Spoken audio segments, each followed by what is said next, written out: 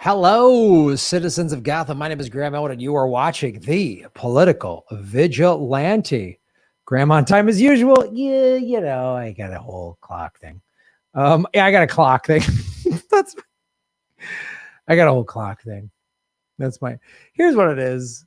I'll be honest. I'm preparing the segments for the show, and I'm like, I got to do this, and then there's always I should get this clip and that thing, and then it takes longer, and then there's a million little things that you don't see that I have to do to get the show right. So, I close my windows because I don't want any noise. So I turn on the air conditioning because it's summer, but it's in the other room. It's not central air. So then I have to set this little fan up, and then I got to make sure the lights are on. Oh shit, I forgot to pin the thing. Kate's always like, don't forget to do this and that. I'm like, you're right. Great thing. What was I supposed to pin? I always forget what I was supposed to pin.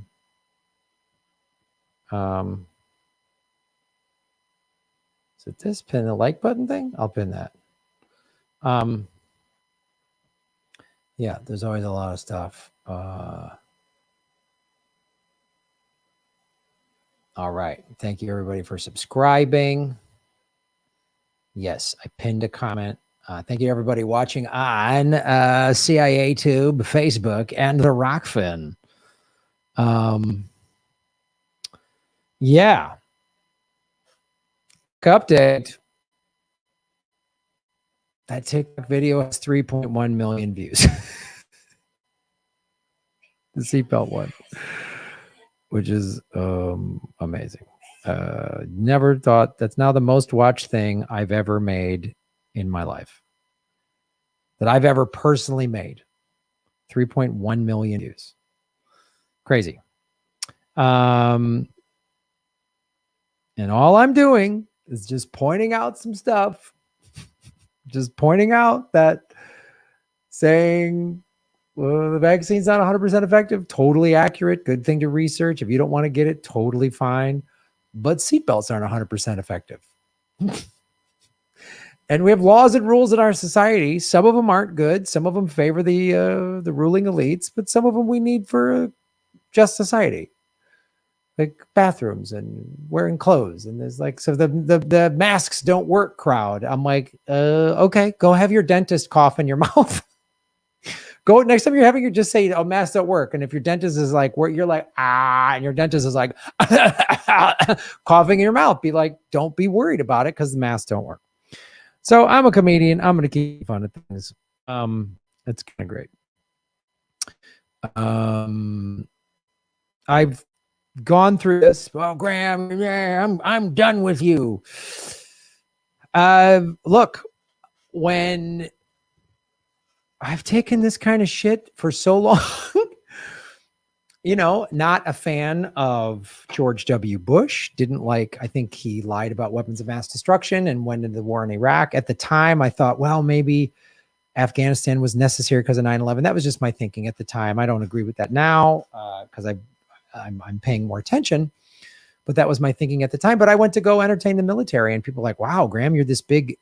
I've been a proponent of the environment for, over 20 years. I mean, I've signed up to environmental organizations. I was one of the first people to buy a Prius when electric cars were like not really that much of an option. There wasn't much of a charging infrastructure.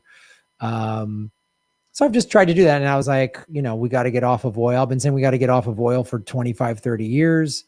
But I went into the war zones and like lefty people like, wow, Graham, what are you supporting the war? Are you supporting Bush? What are you doing? I was like, no, I'm supporting the soldiers we have an economic conscription.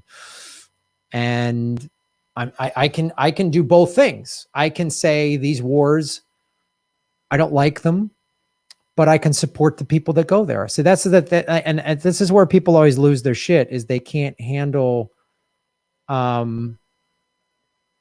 two things existing at the same time. They can't handle the complexities of an issue, or even that some people might just not agree, and that's okay. And you can still like that person. So when I went over the war zones, this is the first time I went, was 04, 06, 07.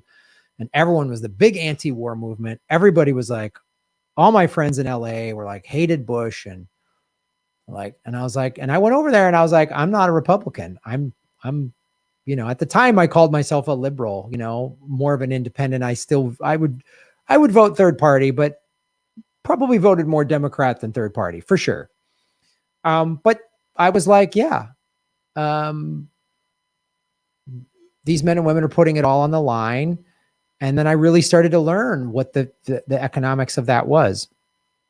People saying, I just signed up for the military because there was nothing else. I met people who were disillusioned. I remember walking through the base at Bagram, and they had a movie room, right, we were walking through, and people were watching Fahrenheit 9/11. It had just come out, and I was like, really? And he goes, and the guy he was ex-military, worked for, I think, Department of Defense, Chuck Younglove, really cool guy. And he was in Vietnam, and he's like, yeah, there's Democrats in the military. It's not all right wing. It's definitely favored more Republican in the military. But I was like, wow, they're watching Fahrenheit 9/11 on base in Bagram. I was like, okay, all right, good. And so, it's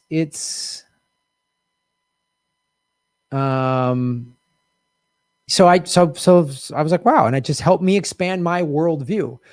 Growing up in, mainly, my parents were like college educated liberals, and growing up in that sort of that liberal environment, and not having anybody in the military and not knowing what that world and that culture was like. I met a lot of people from all different walks of life and having really good conversations and hearing different points of view. And it was really interesting to see the subtleties of things. And the country has only gotten more divided in those 17 years and more polarized. Unfortunately, Obama came in, and I was I thought, yes, I believed in his hope and change, and he wasn't it. But also then, when I'm critical of the United States government and I want to end these wars, I've had conservatives then say, oh, you hate America. And I go, really? I've gone and told jokes in war zones. Have you? I've put my life on the line. Have you? One of the reasons I'm so anti-war is I've seen it up close. So people can't, like, wow, they just can't put you in this. They flip out when they can't put you in this box. Yeah. And so I had to do that shit. When I made the movie Afghanistan, which is available at Rockfin Premium, rockfin.com/Graham Elwood. It's a great way to support the show. It's cool. I made this movie, and everyone, like all of the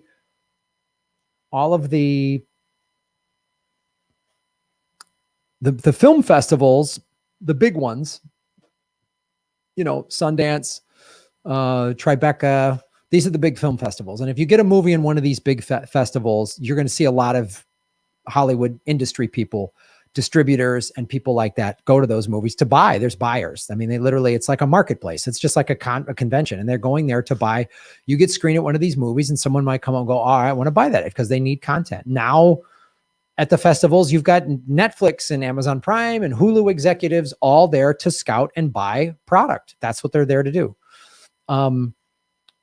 So, I made Afghanistan, and everybody wanted it to be like Fahrenheit 9/11, just this sweeping indictment of George Bush. The thing I didn't like about Fahrenheit 9/11 was it went after the soldiers a little bit, like, oh, these guys just think it's video games. And while I don't applaud that, I'm like, you should be making fun of more of the machine, Michael Moore, and the misinformation everybody's getting. Michael Moore tends to be more neoliberal, and that's the problem I have with the guy. Although I've met him and was on a podcast with him, very nice guy, and he supports veterans. That's the other thing too. Everything's complex. He has some movie theaters in Michigan, and he always hires veterans. And he keeps his prices low. There's like popcorn is like $3, and his drinks are like $1. He doesn't have like it. So I appreciate that about Michael Moore. But again, when I did Afghanistan, people were, they wanted it to be just this scathing indictment of just Bush and the war and even the soldiers. And I was conflicted when I was over there.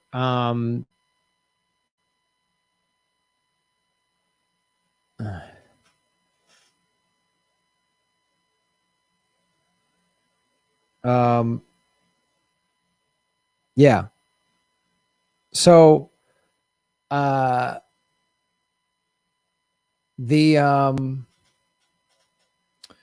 so now there's people saying I support tyranny.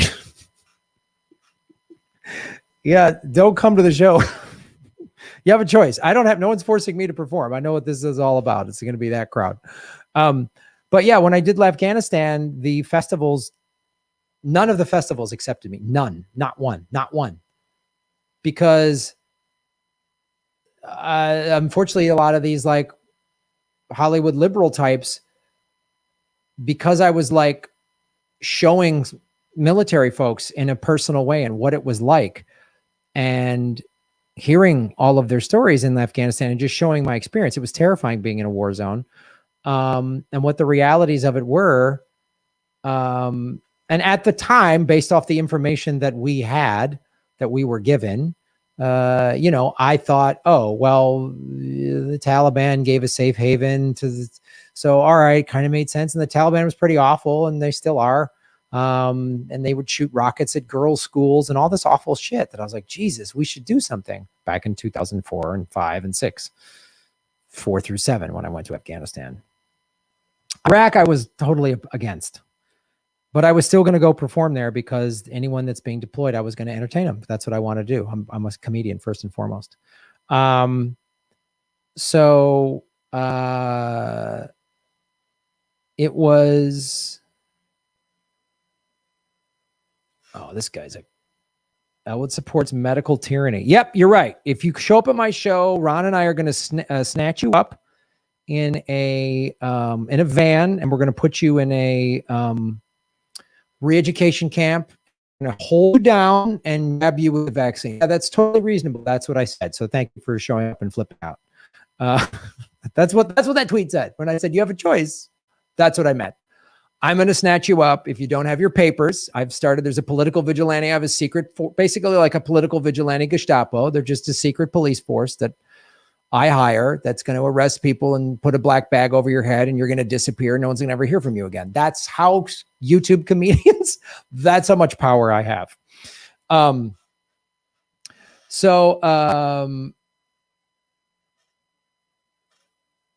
going to block this cock.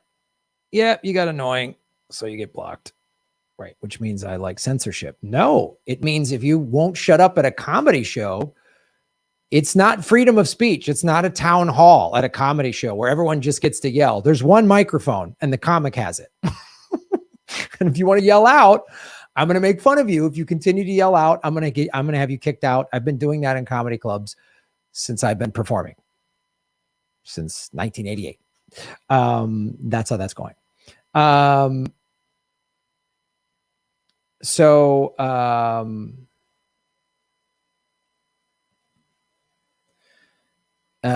Yeah.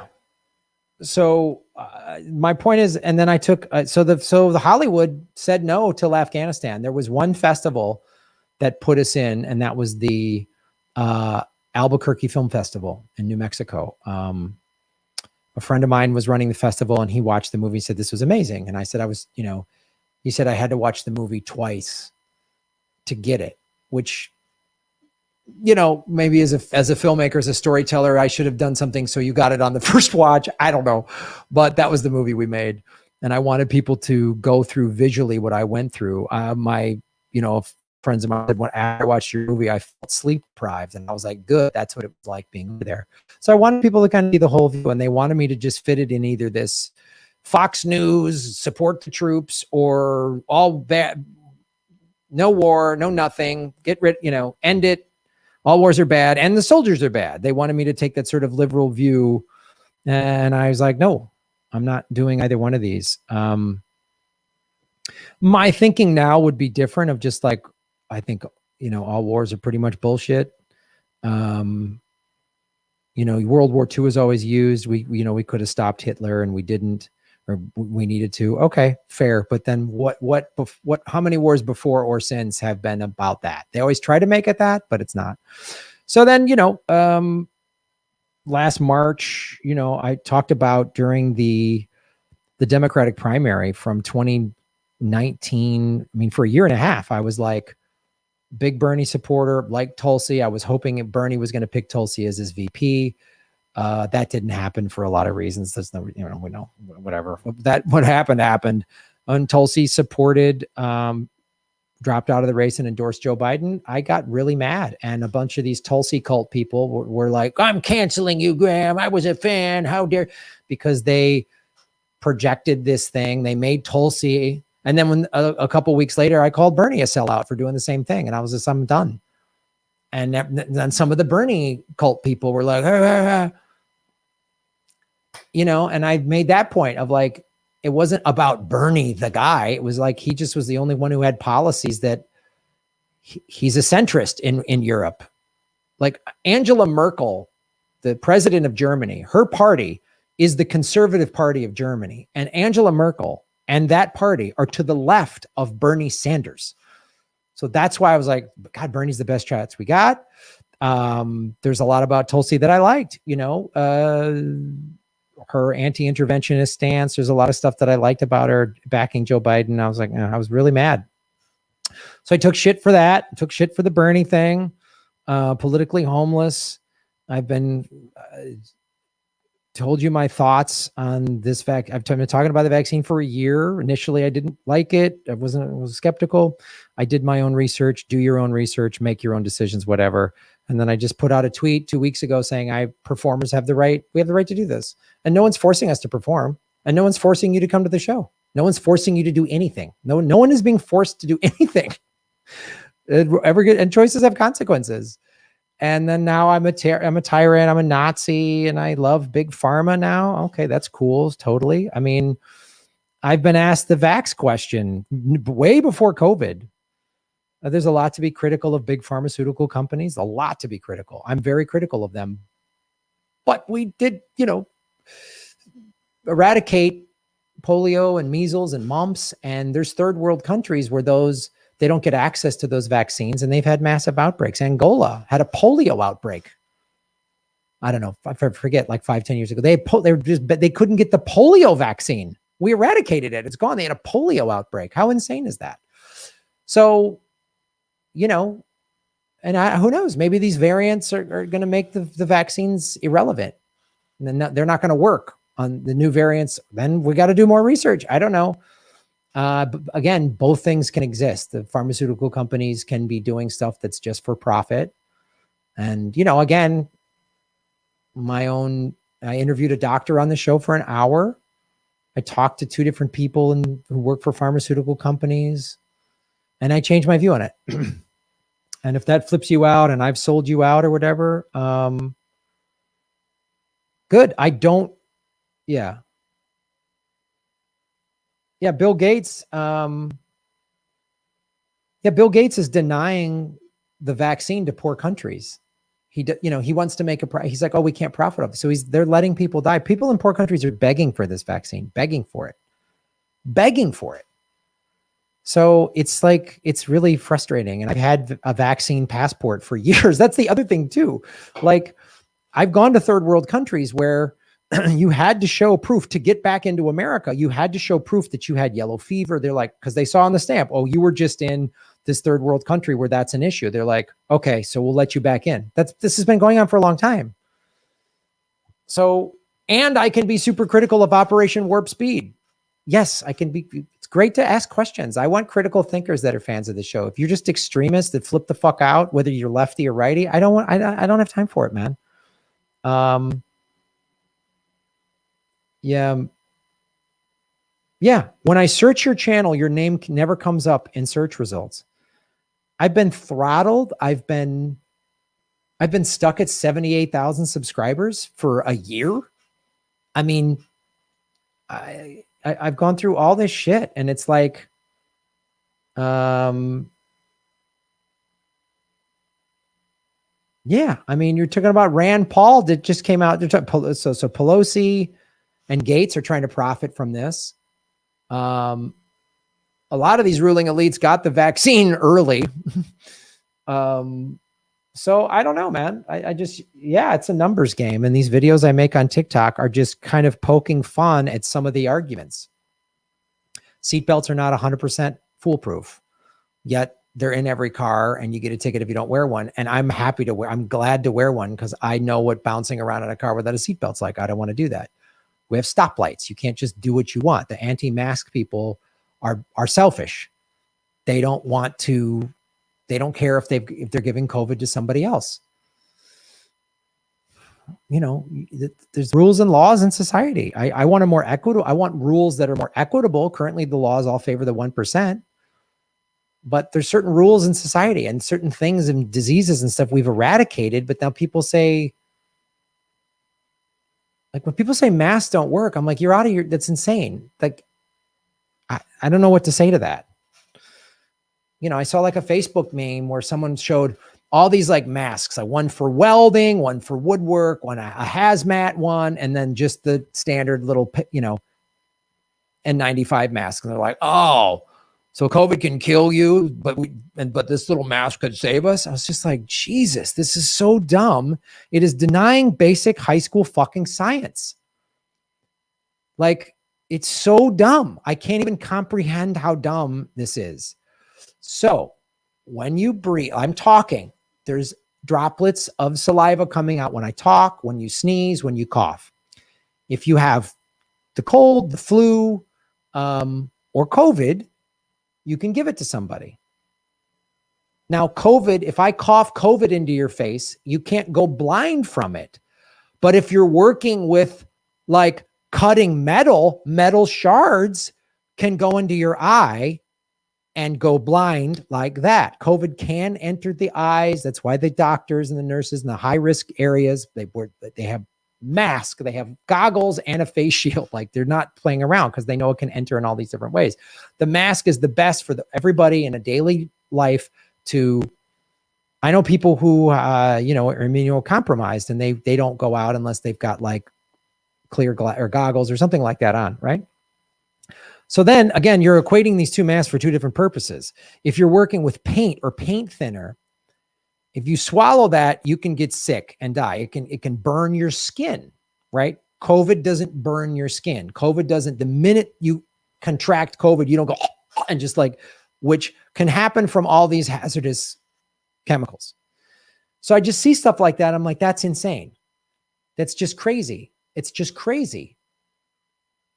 Like the masks don't work. I don't get it. And then, I've stayed in Hawaii for a couple of months and it's an Asian population. It's 70% Asian.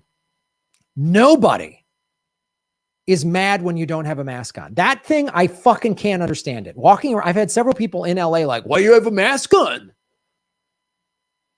Why do you care what I'm wearing? That's such a just dumb American thing. I actually really loved being in an Asian majority because Asian culture is not getting in your face. It's respectful. It's not like, why are you wearing that? What are you doing? Only like white Americans have said something to me about wearing a mask. Why do you have a mask on? And I have this one woman, I said, why do you care what I'm wearing? I don't care what you're wearing. And she was heavyset and had like a big muumuu on. And I wanted to say, I wanted to go. I don't care that you've got the muumuu on. Some neighbor in Santa Monica had a friend over. They're on their patio. This is last summer.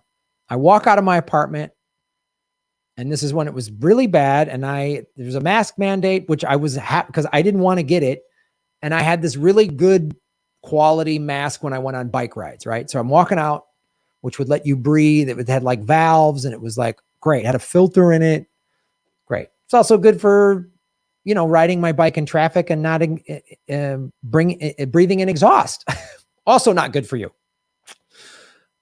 And I'm walking out. I don't say two things I don't say these things to the guys. I don't wave them. I do nothing. They're just on the patio talking. They're like 15 feet away from me. I just walk out the door with my helmet, my sunglasses, which I always wear when I ride a bike because I don't want bugs flying in my eyes or something. And then I can't see. And then I could get in an accident. Right.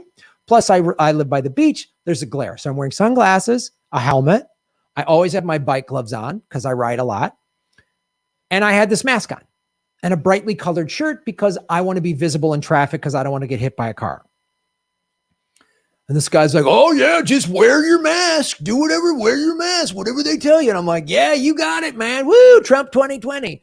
And I didn't say to this guy, he just felt the need to yell at me because I had a mask on. And I'm like, fucking fuck you, fuck your family. Like I was like, I didn't even want to argue with this idiot. Am I gonna have to argue with this moron every time I come and go into my own apartment building? So I fucking hate that shit. You know, we've had guess what? There's been vaccine mandates in schools for decades. And you then have a choice. I'm going to homeschool and not vaccinate my kid. That's your choice. And then there's a measles or a mumps outbreak in your community because you and a bunch of your neighbors didn't vaccinate. Okay, that's your choice. Like, Americans want to do everything all the time and not be, we all have to be responsible for our choices. And Ron and I have this tour. The bulk of it is from October 6th through the 30th. We're doing about 19 shows in 24 days.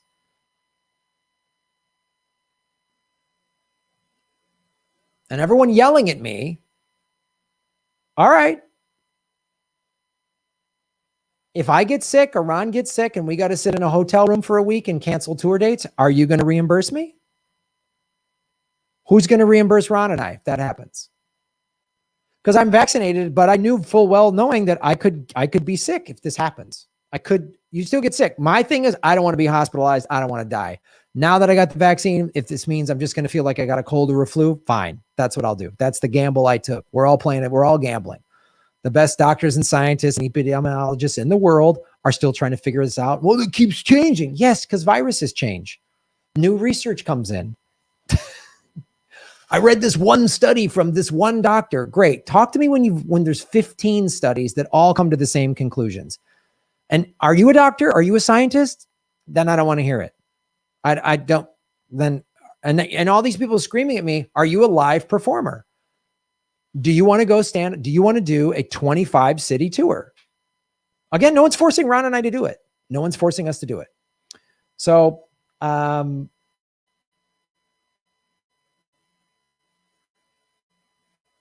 yeah. I still have a copy of my immunization record from when I was a kid in South Carolina. I have had hepatitis shots before I was allowed to start grade 7. Yep. Why are they doing testing in advance? Why are they pre-screening if you don't have it?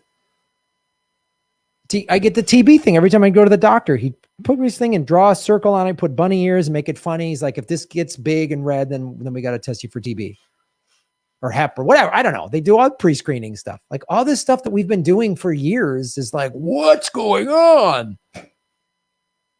Again, you want to ask questions. Is it safe? Should I take it? Totally reasonable. Can I trust the big pharmaceutical companies? Absolutely reasonable. Make your own decision. But why are you yelling at me, man? It's just like, I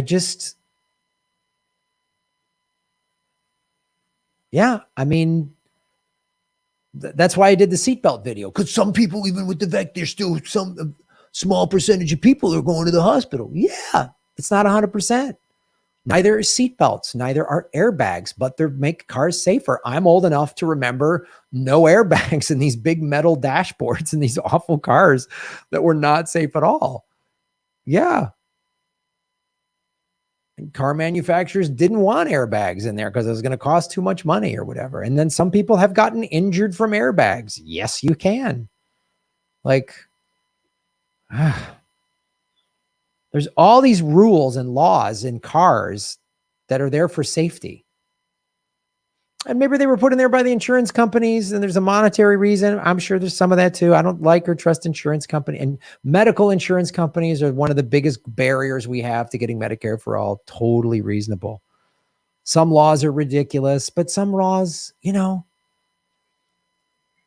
we used to have open trenches and open sewers and disease ran wild. And then whoever invented indoor plumbing, that's a modern miracle. That's a revolution. You know how many diseases were just practically shut down just from indoor plumbing. I just like, yeah.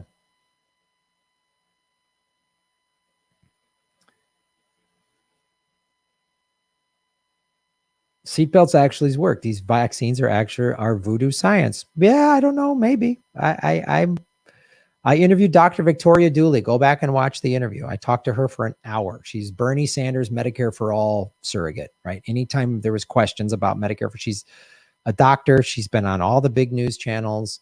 She's from Bernie's camp. So I really trust her. I don't know her personally. I just trust her professionally and I trust her work. I talk to my own doctor, talk to whomever. I get it. You don't like it? You don't want to do it? That's fine. We all have choices, man.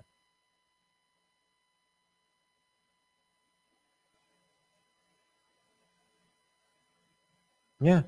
My nephew in Mississippi rolled his Super Duty pickup without seatbelts and thank God didn't get ejected and crushed. Wear your effing seatbelt. Yeah, I got lucky.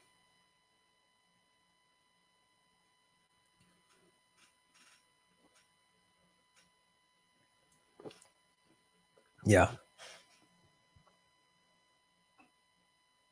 So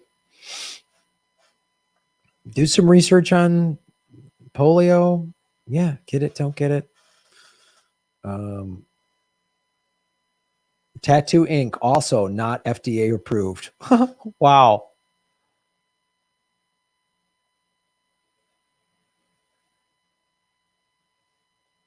Yeah. Viruses all mutate. Sometimes they mutate away. That's what happened to SARS. It just mutated away. This one hasn't. And maybe it is a bioweapon from a biolab. Maybe it's from American, it's one of the pathogens that escaped from Port Detrick. I don't know, But the flipping out, especially from like so-called lefties, is the same type of flipping out like that I get from the censorship from Big Brother. Just asking the question, did COVID come from Fort Detrick? Oh, you're canceled. You're pushing misinformation. Like I had a video taken down because I just talked about Bill Gates won't release the COVID patent to poor countries. I did this video and then I showed ties to Epstein using all factual information. FAA flight records, photos, showing this guy who worked for Gates also was Epstein's. Like I just did that. All I did was connect facts, connect dots, showed it, talked about stuff that is in all this mainstream medias, talked about how Melinda Gates, was one of the reasons she got divorced was his ties to Epstein. And YouTube pulled that video for medical misinformation. I think that's an overreaction. Just like, a comedian is saying performers have a right to have some guidelines. One of the things too, like the Dynasty Typewriter Theater in LA is requiring a test or a vaccine to get in to all of their shows. I said nothing to them about this. This was their policy. One of the reasons they're doing it is if there's an outbreak, they could get shut down. That's traced back to their theater. They could get shut down. And they don't want that. Or even just their capacity is limited. That is hurt venues and bars and restaurants because they got a big overhead. They're a 200-seat theater. There's rent, there's insurance, it's the summer in LA, the air conditioning bill. I can't even begin to know what that's like. And so they don't want to get shut down. So they're just requiring this to minimize risk. Are they now a fucking internment camp? Nope.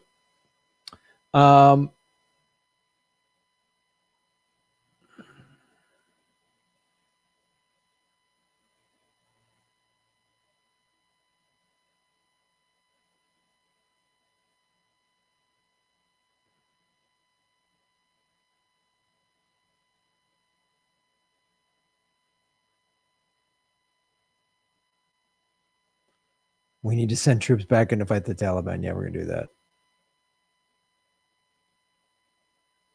Hawaiians are too nice and respectful to be considered Americans. No, God, you're so right. Well, that's why a lot of them are like, I'm Hawaiian. They're like, I'm not American, I'm Hawaiian. And I get it. I would too. I'd be like, I'm Hawaiian. I don't want to be associated with these. You ever seen any Asian or Hawaiian Karens? Any Asian Karens like, gee, I'm going to call the cops. You ever seen? No.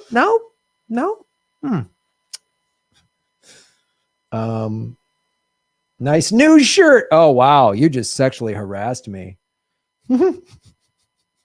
Nice new shirt. That's awesome. All right, let's go over to Rockfin, everybody. I'm going to read a couple of the tips. A great way to support the show is go to rockfin.com/Graham Elwood, and then we're going to do some segments.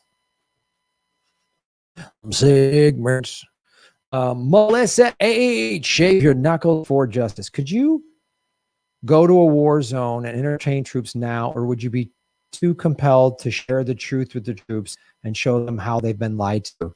What a fantastic question. Now, why this is a great question is Melissa is not going, oh, Graham, you're going to go back and support the wars like you did on all of your tours to the, right? She's asking a really good, she's not being confrontational.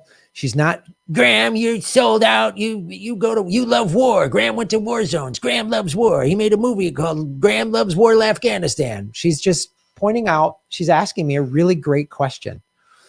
And it's why it's a great question is because I have to sit here and contemplate it, because there's a lot of issues. There's a lot of feelings and emotions and stuff in there. That is a great question. I'll answer first, I'll just answer specifically your question. I'll go into some of my other personal reasons. Actually, I'll do that first. So would I go back right now just to a war zone, not going into your compelled the troops thing, but just would you go back to entertain the troops in the war zone? I would probably say no for these reasons, but then I'm going to go, if these reasons weren't, if I didn't have this, then I'll give you an answer to this. I'm not avoiding the question, but I have PTSD from going over there. I have some PTSD from some childhood trauma as well. But going over there and being on several helicopters that came under fire, we released countermeasures. So countermeasures are when, so like if a helicopter senses that it's being targeted by a rocket or a rocket's coming at it or whatever, it'll release countermeasures to distract the rocket. Flares, in essence. So the rocket will be coming like this, they'll release a countermeasure, and then the rocket will chase the heat signature of the countermeasure, as I understand it. That's what I was told. That's Graham's military technology information in a thumbnail, in a thimble, actually, is what I was going to say. So I've been on helicopters that came under fire, and some of this is in Afghanistan. And I was in Iraq where there was rocket attacks. I heard one go over my head, and so much so that I had to I went to a therapist that specialized in this for a while, a couple years, because I couldn't helicopter. My heart rate would go up when I'd hear helicopters, and living in Southern California, I'm a surfer. So there's a lot of helicopters that come up and down the coast in California. And the military, I could hear them before my friends could. We'd be sitting there surfing, talking about, the waves and this and that. And then I'd just stop and go like that. And I'd start looking, they go, what? I go, there's a helicopter coming. I said, there it is. And I had to know where it was. I had to see it. I had to go and it was about 3 years ago, maybe 4, when I noticed I wasn't noticing the helicopters anymore. And I could tell the difference. I'm like, that's a military one. They have that dum dum, they have that real deep dum dum dum dum. And that one was, that's I call those civilian helicopters, like a traffic helicopter or whatever, a news helicopter, something like that. So the military ones, and so I finally got my therapist said, here's what we do with PTSD. He goes, basically, you're in a movie theater watching the same movie over and over and over. And we want to get you out of that theater. We're going to get you in the lobby first. Then we're going to get you on the street. And then we're going to walk. And then you're going to just get you away from the theater. And we're going to get to the point where down the road in the future, someone's going to come up to you and go, oh my God, have you seen this movie? You got to watch it. It's amazing. And you go, I've seen it. It's a great movie, but I don't need to see it again. So that's how I kind of feel about going back there with regards to the PTSD.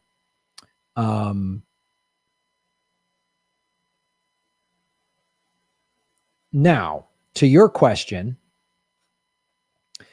would you go to a war zone to entertain your troops, or would you feel compelled now, or would you be too compelled to share the truth with the troops and show them how they've been lied to? So let's say the PTSD thing wasn't an issue, to answer your question. And I was offered to go there. I would be really torn, because part of me would be like,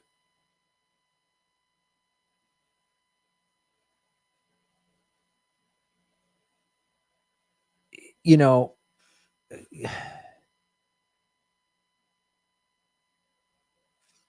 I think probably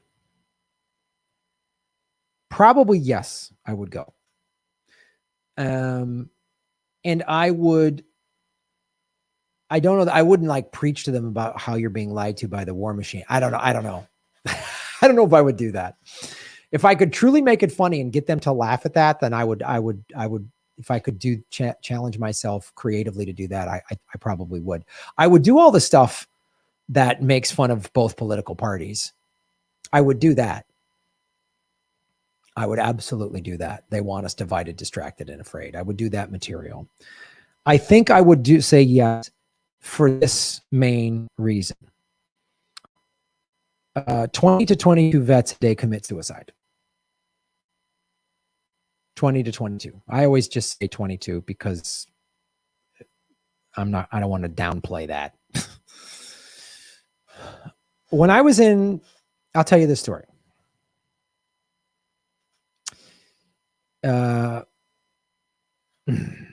Boom. Hello, everybody. My name is Graham Elliott. You're watching The Political Vigilante, and I've been asked the question, could I go to a war zone to entertain troops now, or would you be too compelled to share the truth with the troops and how they've been lied to? And as I was saying, I would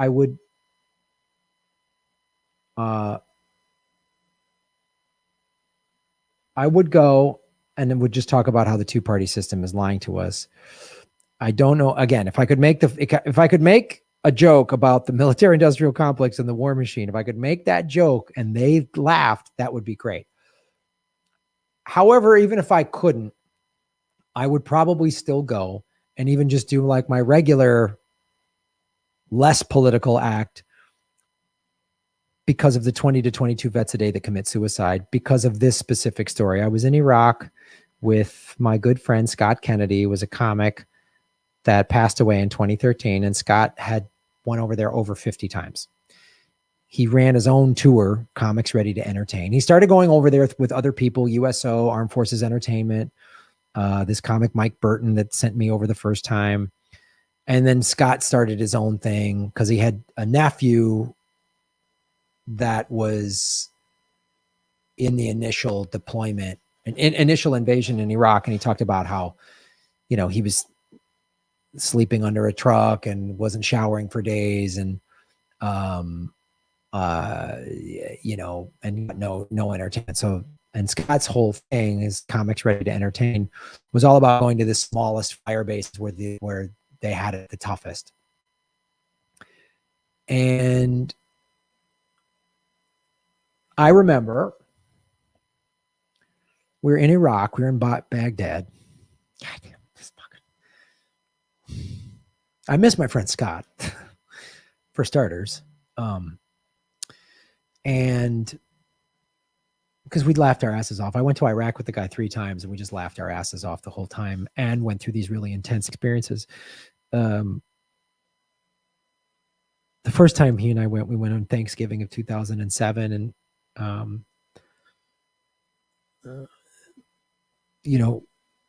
did all these shows, and then flew back and we got diverted to go pick up what they said, we're going to go pick up HR, which is human remains.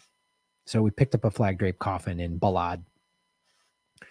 And there's a guy I played football with in high school that was stationed there, and I never got to see him. And it just was like, wow, this person in this coffin, some family just got the worst news. And I don't know who was in the coffin. I don't know the name. But it was just like, I thought of my friend that I played high school football with was there, Richie Fantozzi. And I was like, this could be any just person like that. There's somebody you played football with in high school, somebody you went to high school with, some neighbor, some buddy, some brother, cousin, sister, whatever. And so I saw that and was like, we were on this C-130 flying from Balad to Kuwait, and it was 10 feet away. And it was just, we were all just bawling, and we were with some PGA golfers, Tom Watson being one of them. I forget the name of some of the other ones. Who they were going around Thanksgiving, like going to bases and giving guys like golf lessons. It was the coolest thing. We kind of crossed paths. And so we were on the way, we were all flying back, and we were talking about how intense this was. And, we just saw this coffin, and I'm just like, oh my God. And that was intense. So that was with Scott Kennedy, but on another trip, and maybe it was that one. No, it was that one. It was that same trip, 2007. We were all set to go to this base. We were doing like three shows a day, and we'd fly mainly on Black Hawk helicopters, sometimes on Ospreys, which is the Marine Corps, to all of these different bases. And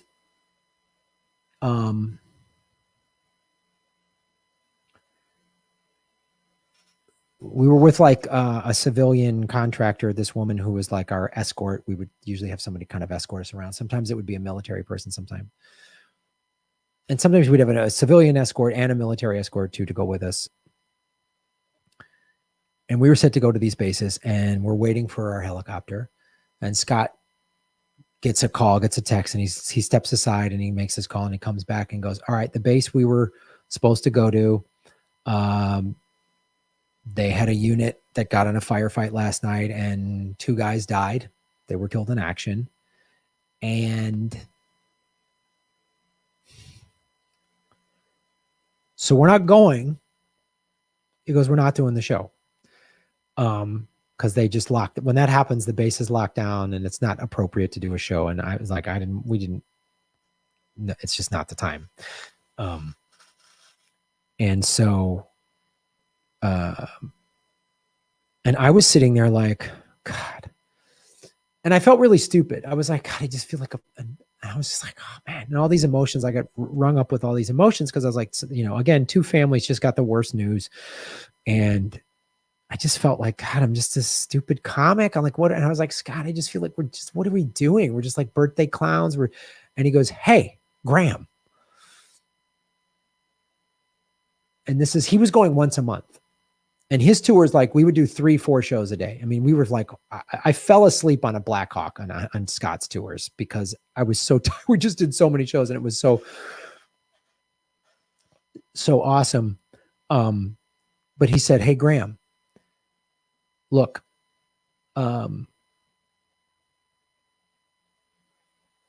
he goes, a commanding officer said to me, he goes, this is why I do what I do. And he kind of bailed on his Hollywood show business career and barely performed in the States anymore. I mean, he would, but he was doing these tours. And he said, a commanding officer came to me and said, every time a comedy show comes through, the suicide rate drops.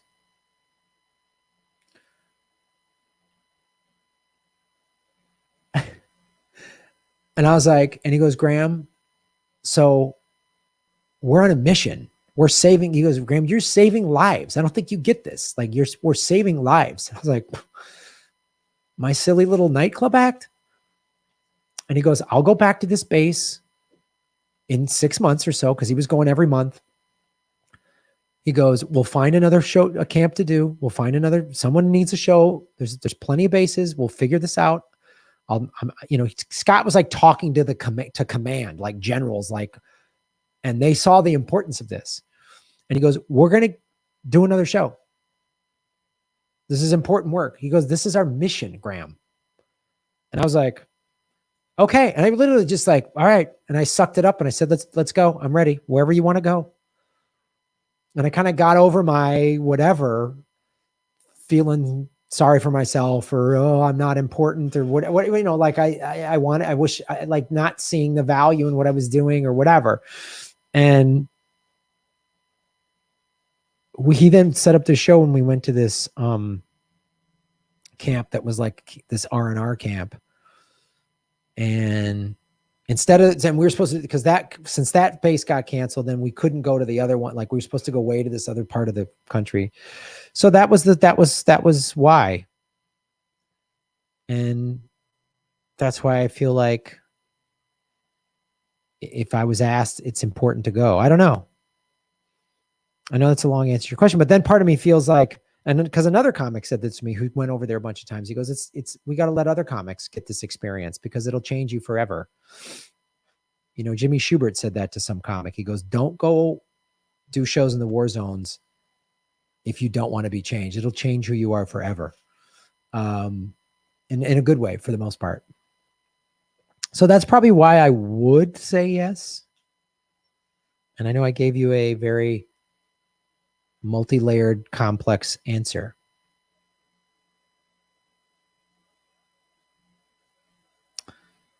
Yeah, and look up Scott Kennedy's. He passed away in March of 2013. He's a great dude. Life is short, and I had such a great experience knowing him, man. God, we laughed our asses off. Because you'd be traveling all day and you'd be dead dog tired and you'd always pull it together for the shows. And then it would just be at the end of the day or something like that. The comics, we'd all just be like, we'd come home, we'd shower at night, whatever base we were at, we'd be in some room, the three of me, 2 or 3 comics, however many, like with a cot, sleeping on cots. And we just start talking about, we just make each other, we'd laugh our asses off. He's such a great dude. Yeah.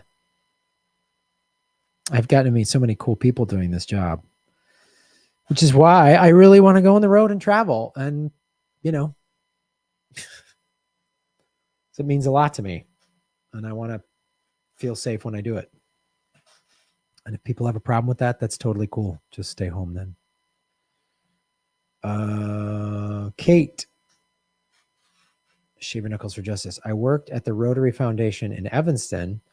Rotary has been in charge of organizing volunteers for polio eradication management drives for decades. Rotary volunteers pay for the cost of Salk's vaccine and cold storage and transportation. Gossip about the vaccine sterilizing children prevents parents from vaccinating and causes outbreaks. Thank you, Kate, for that. I lived in Evanston. I remember the Rotary.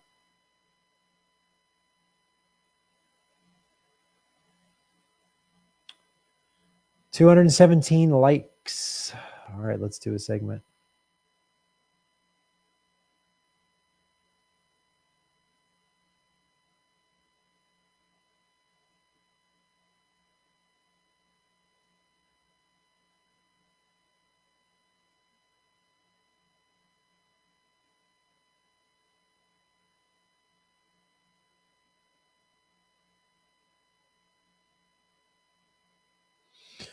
USO shows shouldn't even be a thing. Yeah, that's another great thing too. I would like, again, to the would you go back question, which is a really good question. Like, I would love to live in a world where we didn't need USO shows. That's what I would love, where comics didn't need to go into war zones. There were no more war zones. It was just everybody working together. Or maybe I was like doing shows, for all the people working together to, I'd go do shows for the firefighters in the West, everyone, there's a whole group of people fighting climate change. They're all restoring the reefs and they're working 14-hour days to restore the reefs or something like that. And they're sleeping in cots on these tents on the beach to help restore the reefs. So they're on some ship and they chopper us in to do shows for that group. I would do that. Yeah. Or making infrastructure.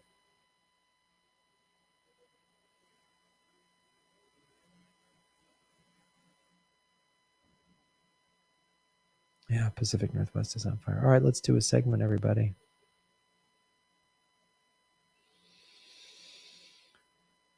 Speaking of war zones.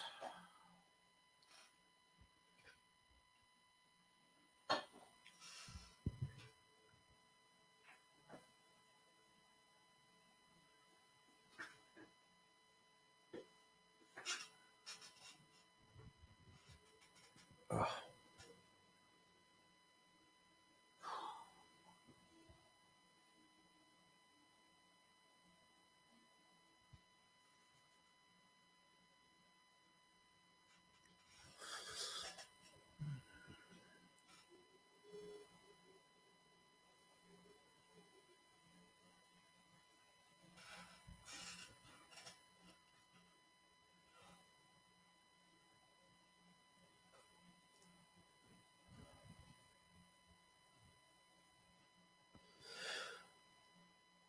Hello, everybody. My name is Graham Elwood, and you are watching the Political Vigilante. Oh, snap.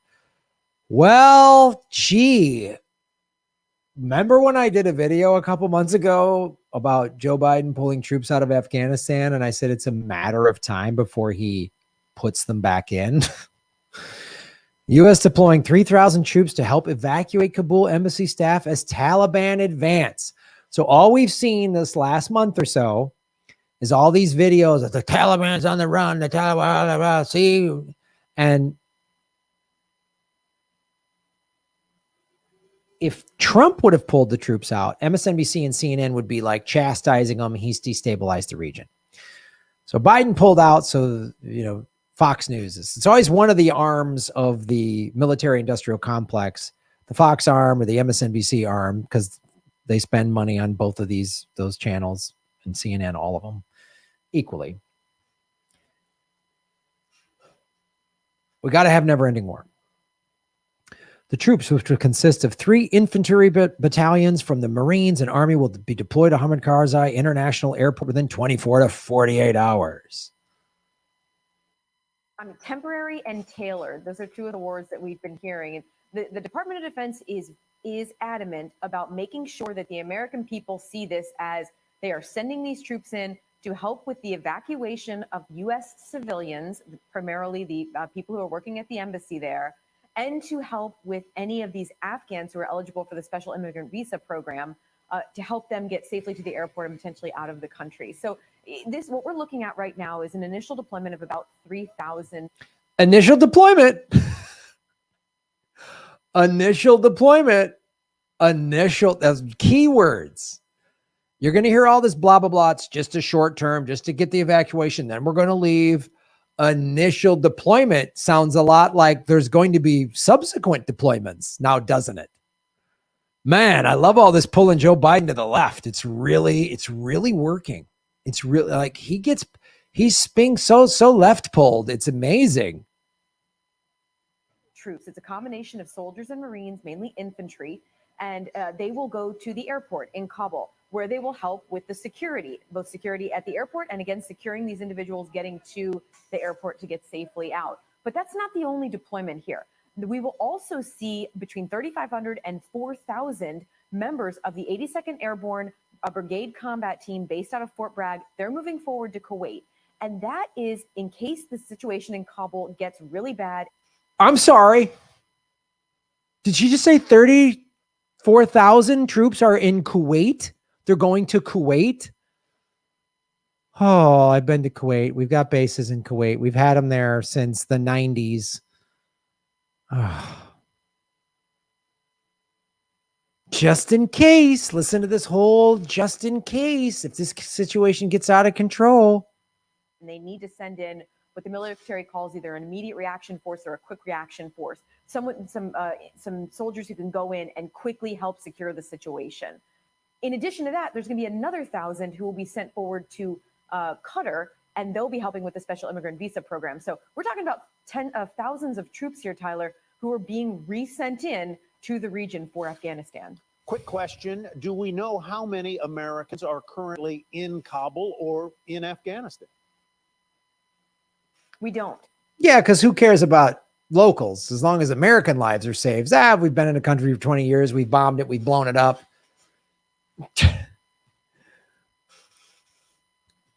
And the argument, yeah, but it's destabilized. We got to do something. Yeah, we could have done it years ago. We could have actually just gone in there and rebuilt infrastructure and helped them and build schools and all that other stuff.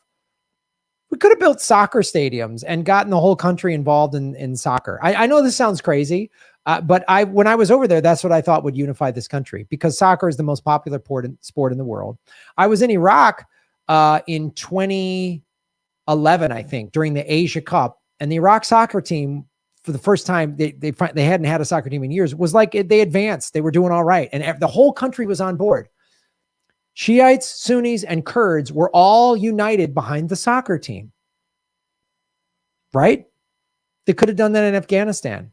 There's this great documentary called Afghan Star, where it's basically American Idol. It's a singing competition, but it was in Afghanistan. And the whole country got involved in it. Afghanistan's very tribal. It's very fractionalized. Oh, God. Anyway, more stuff, warmongering nonsense. We can tell you that the embassy has about 4,000 total personnel. About 1,400 or so are Americans, but we don't have a good sense of exactly how many of them will be brought out in this initial tranche of people before the end of this month. We're told, according to defense officials and people at the State Department, it's going to be a significant number, but we don't know exactly how big that is. It will be a small core number left behind. The question is, will this mission be extended or expanded out so that other Americans who are there in Afghanistan, primarily in Kabul, if there is an order departure and they have to leave and they need help getting out, will the military be brought in to help with that? We're told that they have the assets available for that, the U.S. military, and that they are fully preparing to have to be used, have U.S. military aircraft used to actually take people out. It's just a matter of how many and when.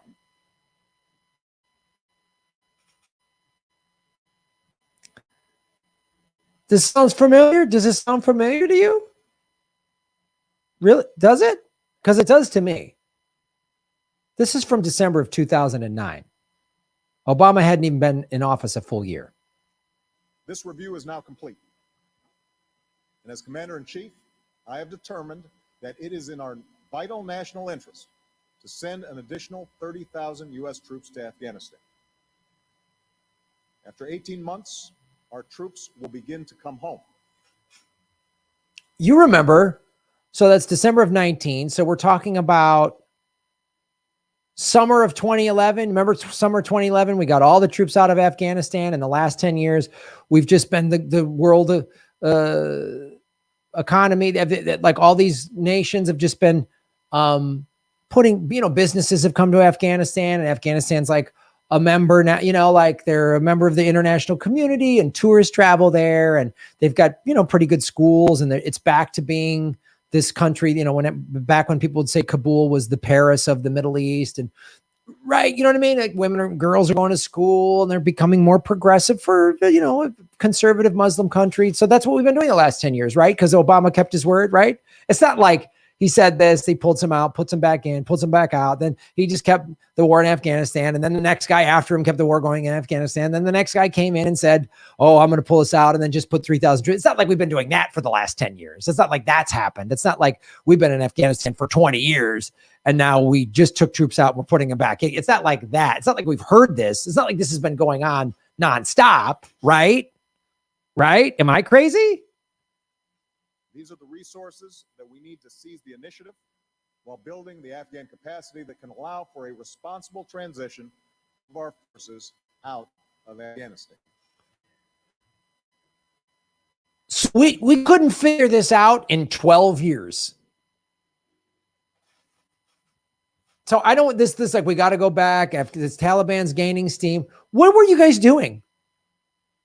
You were just bombing and special operate. You weren't building a country back, just like America. It's 10 times worse than Afghanistan, obviously, but like, what if we went to Afghanistan and did like, the Marshall Plan, which is what we did post World War II. We rebuilt America and the Allies, especially America, because we emerged as a superpower after World War II and our economy really started to take off.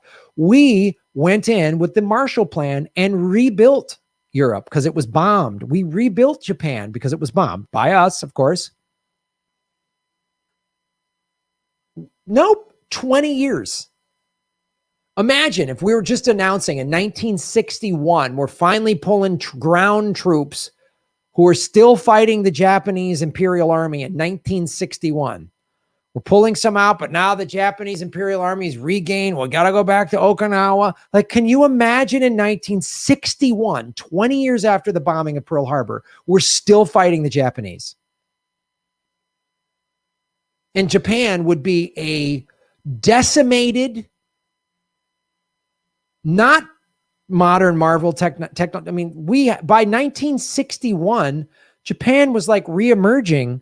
We had helped rebuild that country. I mean, we bombed it when we didn't need to. We taught government secrets. Lee Camp covered that, how Japan was ready to surrender and Truman dropped the A-bomb on him anyway, just to show the Russians. Whole nother thing. But I'm just pointing this parallel here because by 1964, there was the Tokyo Olympics. We just had the Tokyo Olympics again. But by 1964, and it was like, Japan's been rebuilt. It's a democratic society. They have a constitution. They got rid of their military, like, except real basics. Like, they were ready to like come back into the world and say, hey, we don't want to be an evil empire. How come that couldn't happen in Afghanistan? We've spent like 100 times more money, trillions of dollars. It's 20 years since the bombing of 9/11. It's the 20-year. We're coming up on the 20-year anniversary in like a month. We should be like, oh, Afghanistan is like, oh, we've helped them. Women are having more rights now. The Taliban isn't even a thing. We're just like, we're no. It's 2009.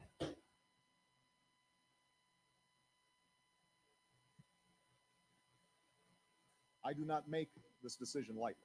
Yeah, you do. I opposed the war in Iraq precisely because I believe that we must exercise restraint in the use of military force and always consider the long-term consequences of our actions. We have been at war now for 8 years at enormous cost in lives and resources. Years of debate over Iraq and terrorism have left our unity on national security issues in tatters and created a highly polarized and partisan backdrop for this effort. And having just experienced the worst economic crisis since the Great Depression, the American people are... Sound familiar? We're in an economic crisis right now, and it's only going to get worse. The real one hasn't happened because we keep kicking the can down the road with the eviction moratoriums, and because we're not giving people money to pay their back rent, which then would make the landlords whole, we're going to have a bunch of evictions and a bunch of foreclosures. And all of those properties are going to get snatched up by the big companies, the banks and the big development and the big management companies. That's what happened. So this is him still in the middle of his giving the banks $1 trillion and not holding them accountable. Does it sound familiar? Understandably focused on rebuilding our economy and putting people to work here at home. I make this decision because I am convinced that our security is at stake in Afghanistan and Pakistan. This is the epicenter of violent extremism practiced by Al-Qaeda. That we helped create. It is from here that we were attacked on 9/11, and it is from here that new attacks are being plotted as I speak. This is no idle danger, no hypothetical threat. In the last few months alone, we have apprehended extremists within our borders who were sent here from the border region of Afghanistan and Pakistan to commit new acts of terror. And this danger will only grow if the region slides backwards and Al-Qaeda can operate with impunity. We must keep the pressure on Al-Qaeda, and to do that, we must increase the stability and capacity of our partners in the region. Of course, this burden is not ours alone to bear. This is not just America's war. Since 9/11, Al-Qaeda's safe havens have been the source of attacks against London and Amman and Bali. The people and governments of both Afghanistan and Pakistan are in danger. The stakes are even higher than the nuclear-armed Pakistan because we know that Al-Qaeda and other extremists seek nuclear weapons, and we have every reason to believe that they would use them. These facts compel us to act along with our friends and allies.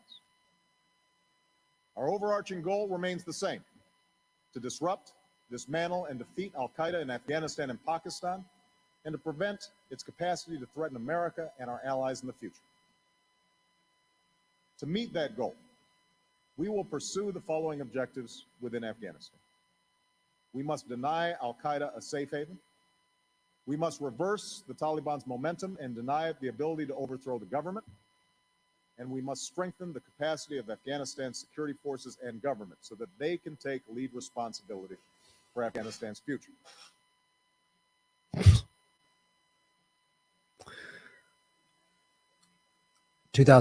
December 2009. 8 years of Bush, 8 years of Obama, 4 years of Trump, and now we're in Biden's first year. Same nonsense. But you know what?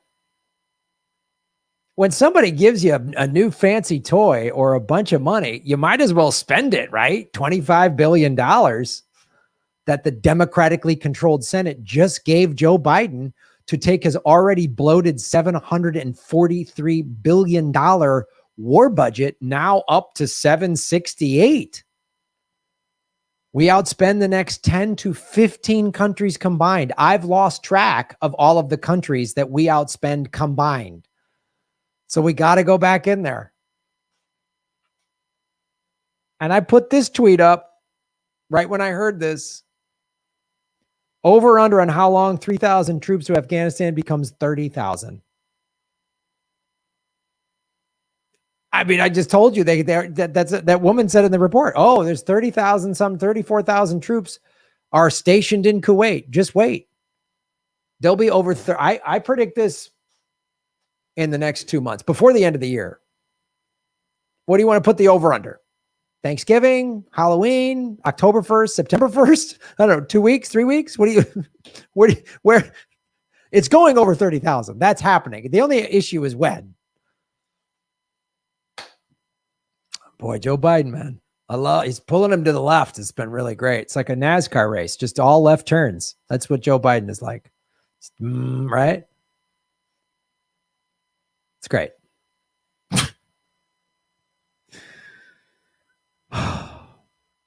When I first went to Afghanistan to do comedy in 2004, if you would have said, we're still going to be there in 2021, I'd have been like, you're insane. That's an awful, not just have some bases there. Like we have bases in Germany and we have bases in Japan, but still fighting. Imagine if this trillions of dollars just helped the Afghan people economically to where they wouldn't need the Taliban. There wouldn't be a need for extremism because it's a poor country.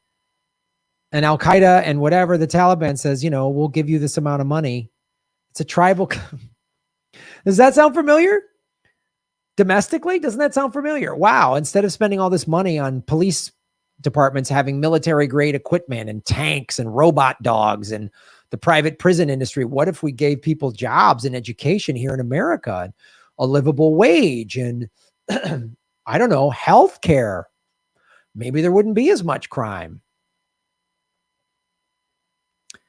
But you can't do that when you need pipelines and heroin, which grows in Afghanistan.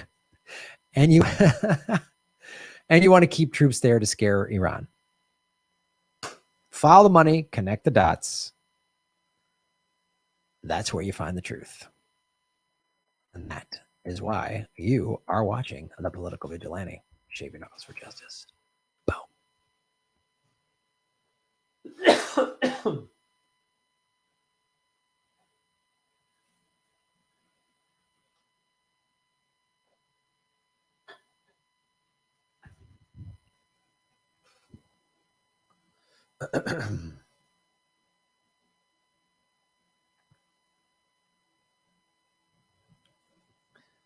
Control. That heroin has a big markup. Yes, it does.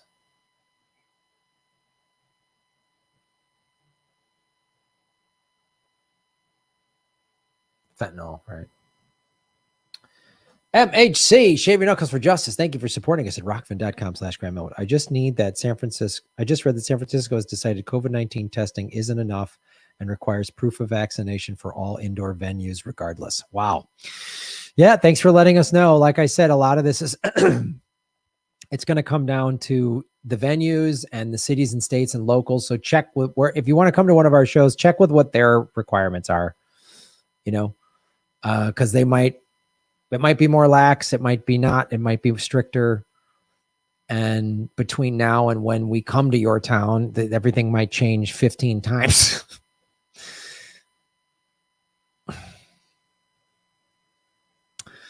Yeah. So just stay up to date on it, guys. Thanks for letting us know, MHC. I wish I had every performer and musician and stuff that I'm talking to. Everyone's like, I don't know. We're going on. We're going to go, but we don't know. I don't know. Everyone's just like, I mean, I talked to some bands and a lot of. I'm friends with a couple of the guys in 311, which is I love those guys. Really cool, and they're playing out. They're a big. They're Ron and I are doing like 100-seat venues, mostly like in San Francisco, we're doing Cobb's, which is a bigger venue. But I don't know, some places might go back to capacity restrictions. So California went back to 100% capacity last month.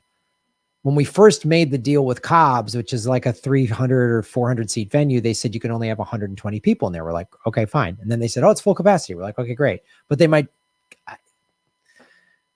was talking to the 311 and they were like, well, they're all doing outdoor venues and they've got a big management company that's setting up, social distancing, meet and greets and all this stuff. So I don't know. Melissa H. Shave Your Knuckles for Justice. Or are we pulling out and keeping troops in Kuwait so that we have a big force available there to invade Syria or Iran at a moment's notice? Ding, ding, ding, ding, ding, ding. Yeah. It's probably all of the above. You know what I mean? Like that's how the empire works. Keep troops everywhere. It's probably all of the above, Melissa. It's probably all of the above. We want to invade all these countries. That's so nuts. Kate, Shave Your Knuckles for Justice. Obama is so smugnerant. Is there a way we can start a campaign to promote that Obama is not a cool guy, has no earned swagger, and is no longer relevant? He must have a huge ego. I know, Kate. I know. Yeah. Notice how Obama said it from here, not there. Yep. Yeah. The deep state runs our government, not our politicians. Well, they run both, I think. Hi, Graham. I love and respect you. Thank you, Alexandra. You're adorable. If education was free in the U.S., the military would not have enough poor folks to murder for them. Yep. The PCR test is not valid. Yeah. The testing's not accurate. There's lots of, I don't know. Nothing's foolproof. The state of Hawaii requires you to test or be proof of vaccine to come here. And some people have shown up at the airport back where they're from, or even, and they couldn't get on the plane, or they flew here and people wouldn't let them off the plane. They couldn't, and they were like, sorry, you got to go back home. They've sent people back home. Oof.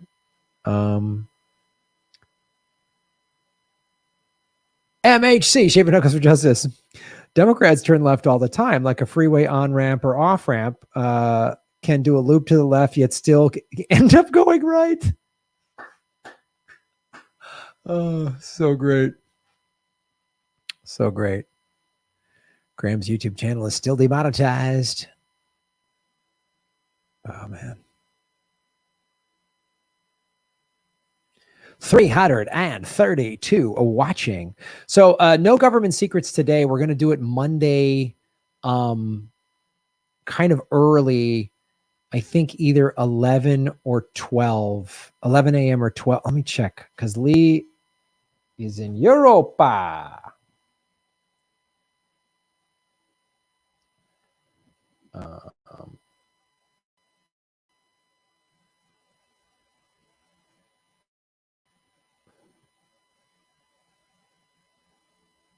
Wow, where are we? Oh, Why is it jumping around? Hold on.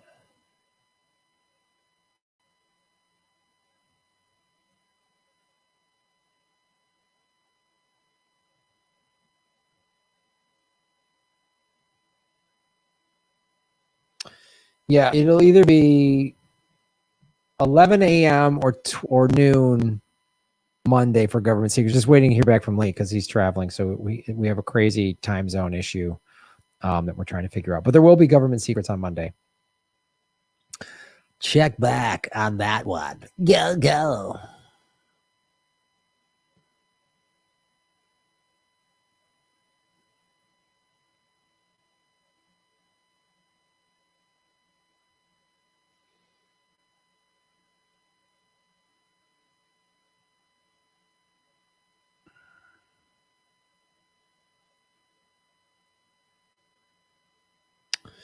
Hope Government Secrets Live goes well. Love to see you film them. Yeah, I'm going to see if we can do that. Actually, let me ask the producer. Let's just do it in real time.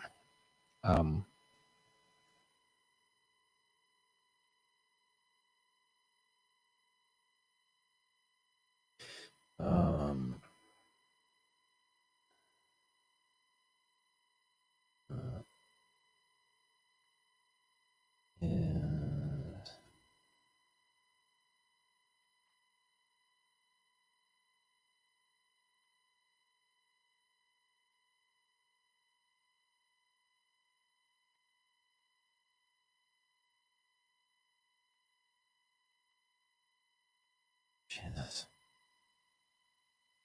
I can remember how to type my own name. Song request Lucky by Britney Spears in the style of Darien.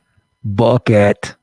Hi, guys. I think one of the things I'm going to start doing on TikTok is because I have a lot of new followers over there who've never maybe heard of me or whatever, but I want to start doing Darien over there. And I think I need to get a wig because I think if I just do it like this, people will be like, wait, what is he doing? So I think I'm going to get a Darien wig, like a pink wig or blue or something like that. And so I wanted to do Darien. I'm going to start bringing Granny Petrol over there. And we need a new name for Shimshay. I got an artist formerly known as Shimshay. I don't want to use that artist name because that guy is an actual musician. He lost his house in a fire last year. I felt like really bad. I don't want to make fun of that particular dude. So that character is not even, it just only took his name. He's an actual singer named Shimshay, and he lost his house in the fire, and he couldn't find his cat, and they finally did, thank God. And I just felt so bad. I was like, I don't want this guy to feel like I'm making a mock. And so, but we need to rename Shimshay. And when is the next CIA-funded terrorist attack and where? Yeah, you should. I think they have an app. You just get the CIA app, and they'll tell you the next time there's a false flag or a CIA coup or whatever. Yeah, it's real simple. It's really cool. Yeah, the CIA is very open about what they do. Well, the Shimshay artist formerly known as Shimshay wig. I'm going to keep doing that character. I just need a new name for that character. But Darien, I want to give a new wig to. I've never worn I was just dressed like however I'm dressed when I do Darien. But I think if I just put a wig on and just go, hey guys, I think it'll blow. I think Darien will blow up on TikTok, and I'll start giving tips because TikTok has a lot of people like, this is how you do this and this is how you do that. So I want to do Darien giving sock tips or whatever. Make TikTok great again. USA just bombed Somalia. Jesus. Go Gotham Greens. This episode is sponsored by Big Kale. You got that.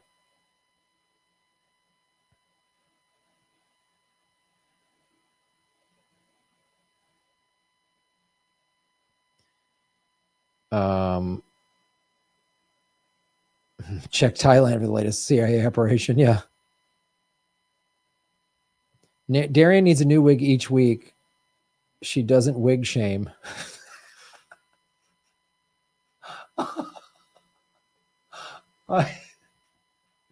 Oh, Annabelle is funny as shit. I love when you guys really embrace these characters. It makes me so happy.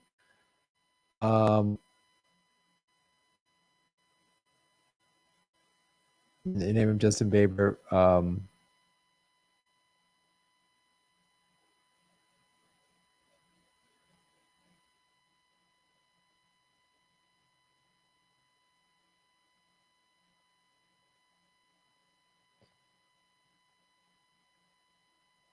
I like the didgeridoo with Shimshay. Oh, I know.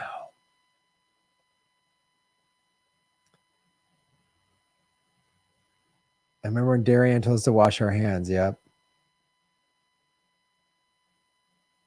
Get a wig, Mistress Graham. The U.S. really just bombed Somalia just now? Oh God. Oh God.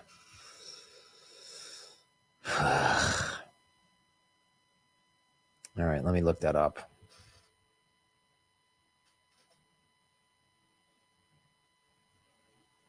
All right.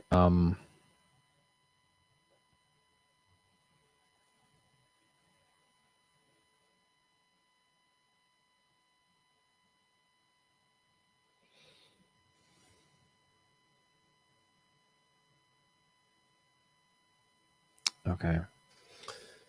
Oh God. Never ends with the fucking bombing. These assholes.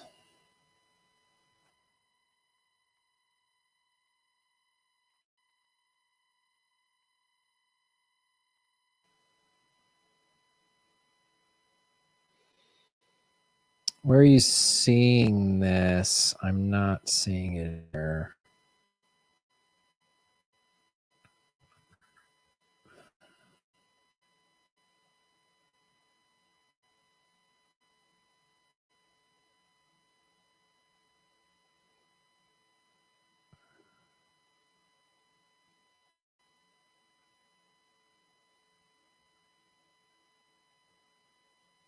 I'm not seeing it anywhere.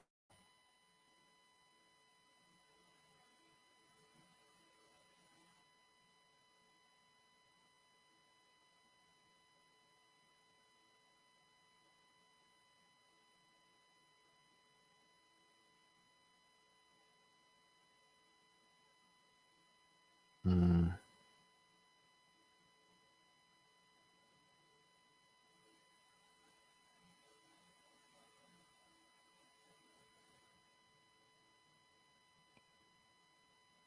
All right.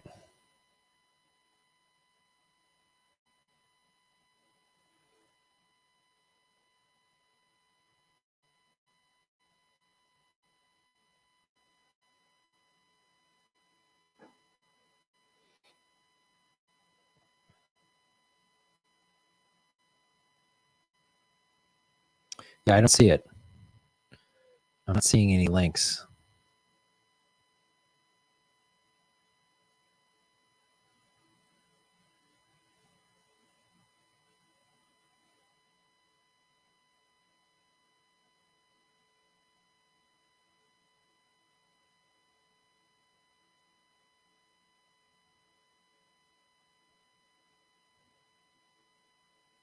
Saki the socialist might be too much for TikTok. Oh yeah, I got to bring back Saki. I keep saying I was going to bring back Saki and I forget. I'm sorry. You know, maybe Saki joins us today. I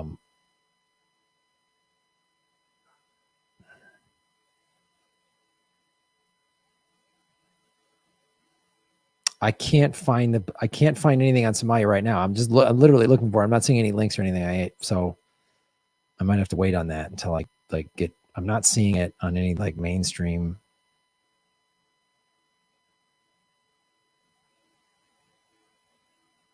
Yeah, I'm not seeing it anywhere.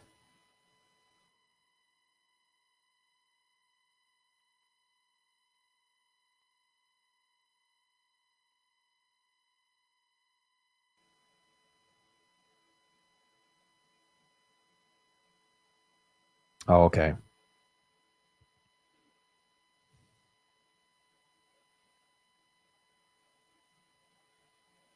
right now. I'm not seeing anything happening right now.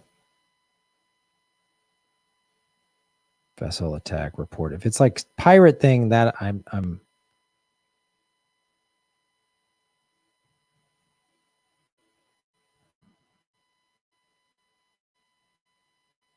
vessel attack report. Oh, yeah, it might be about pirates. Yeah, I don't know. I can't find like a definitive thing on that. Sorry. I will cover it if it happened. For sure. CIA Earth, a new app where they see the world over the world. Yes.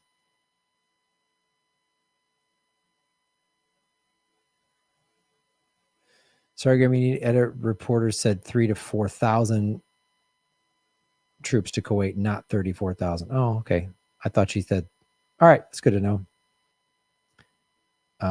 C, walk, shave your knuckles for justice. Really appreciate the service you have done to help those in military going through hell.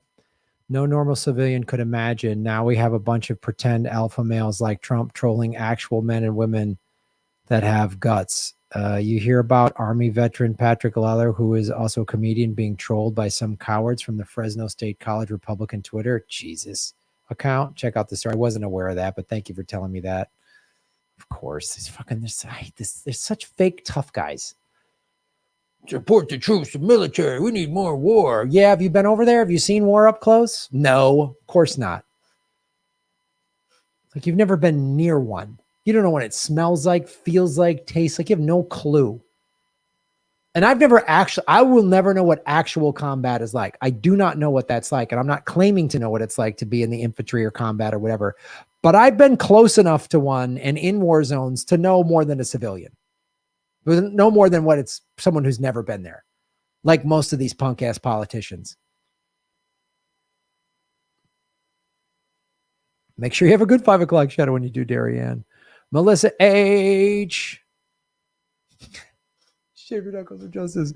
Graham Shimshay could just be known as the Private Island Sensei. Oh, wow. Maybe we just say deep hippie thoughts, or I gotta find it. We gotta find a good name. We're close. That's close. There was a school shooting in Albuquerque today of a middle school. 1 dead. Jesus Christ. Oh, the school superintendent said thoughts and prayers. Good Lord.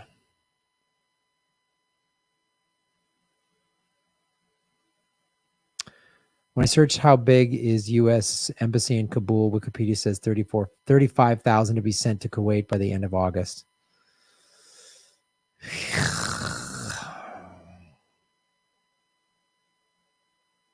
All right. Not enough on the Somalia stuff, but sadly, I don't think it's going to be the last time Biden bombs at this poor country. So.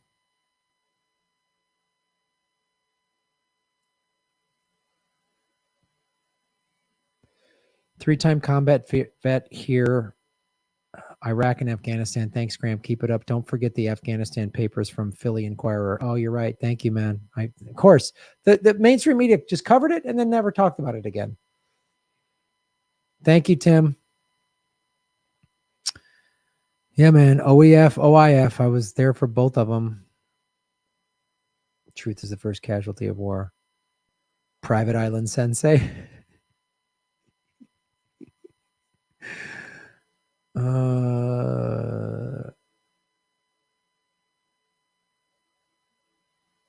Somalia, the U.S. is bombing the very terrorists it created. Oh, the gray zone? Okay. Yeah, that gray zone article. All right, let me check that out. I did see that. But is it like active bombing that's happening today, or they're just talking about it in general?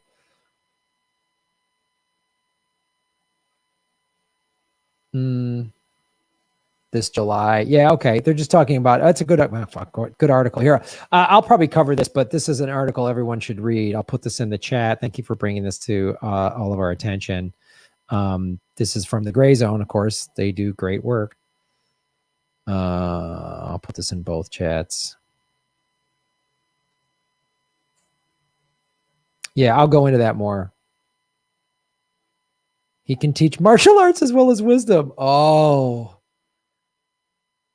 Private Island Sensei. Yeah. Maybe I'll call him. We got to give him some pretentious name, though. Like, and then we find out his real name is like Mike or whatever. Some Hindu word for this or that. It's got to be, we got to find that out. We're getting there. We're getting there close. We're getting there. We're on the right track, everybody. This is a good team effort. We're on the right track. Oh, yeah. The pillow guy failed. Who's the private island sensei? Well, if you go into my YouTube channel, there's Shimshay is the character where I wear this. I'm going to start bringing back all the characters, and I really want to put them on TikTok because I just want to keep TikTok going because I'm just seeing the benefits of it, and I just want to do everything. It's fun there. Sensei Shimshay. Yeah, we can't use Shimshay. I don't want to use Shimshay because there's a real musician named Shimshay, and I just picked his name to use for this character. I don't know what the politics of this musician are. He's like does a lot of like spiritual music and stuff. So I just kind of used some of that to make this character. And then last year during, of course, the fires that we have every year, he lost his home in Northern California. And I was like, I don't want to make fun of this. I felt bad, man. And he lost his cat, Leo. And then they found his cat, thank God. So I just don't want to use that. I don't want that guy to feel like I'm making fun of him in any way. I'm just making fun of these types of like kind of white neoliberal new agey people that think it's easy to just like, I do a bit of my just manifest it, and it's like, well, it's hard to manifest something when you're like living in Yemen or being bombed or whatever. So that's what that's about. But I appreciate all the input, man. Yes, Shimshay did have a private island that his father owned. Rainbow Tree.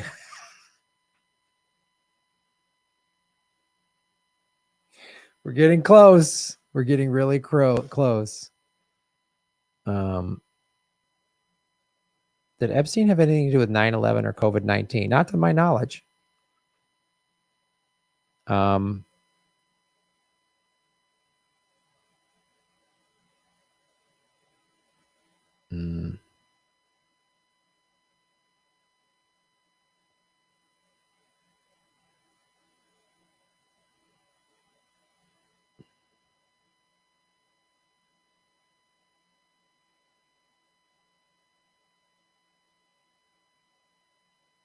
My parental uncle was in South Pacific during World War II. 30 years later, he was still calling my parents in the middle of the night talking about flashbacks. Want to put a foot up these Warhawk motherfuckers. Yeah, I forgot to mention this during that. My uncle was a Marine. He was deployed out of Pearl Harbor at the end of World War II, 1945, I think, when the very end of World War II.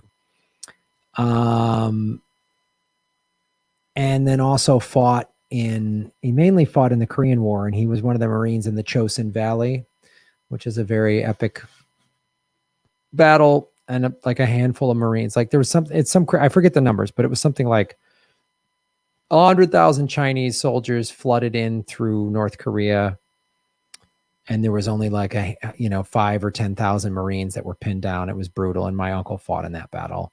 And when he came back, he wasn't the same guy, and eventually he committed suicide. I never met him. So that's another reason I'm very anti-war, because I've seen what it's done. It tore up families. And, his wife, my aunt, just was so hurt by it. She never got over it. She never got over it. It's really sad. And some of my cousins were like, yeah, she never got over it, so.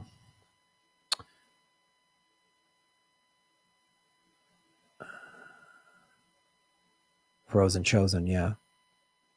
There's a documentary about that.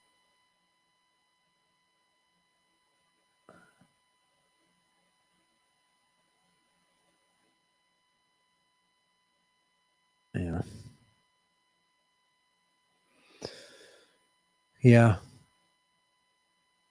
And this, yeah. So yeah, just having that happen to my uncle, whom I never met, and then seeing war up close and meeting a lot of wounded soldiers and stuff. And I used to talk about going over there a lot in my act, and there'd be vets in the show or family members. And I've just seen enough, man. I'm done. I'm just done. Yeah, bring the draft back.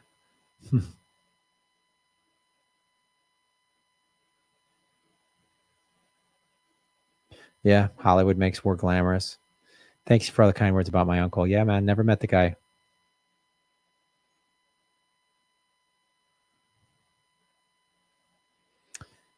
That's what war does. Okay. Oh boy, we've been talking for a while. Let me do this segment and then we'll find a song for Darianne to sing. Coconut Sensei, Unicorn Sensei.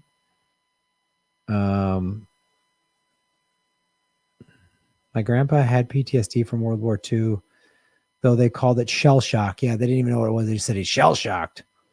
Back then, by the time I was born, he was mainly just really jumpy at unexpected loud noises. Yeah. I still get that. That sucks.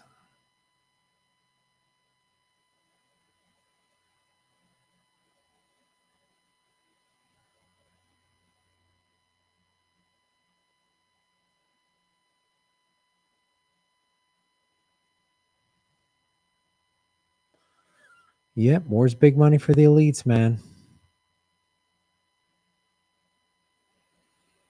All right, let's do this.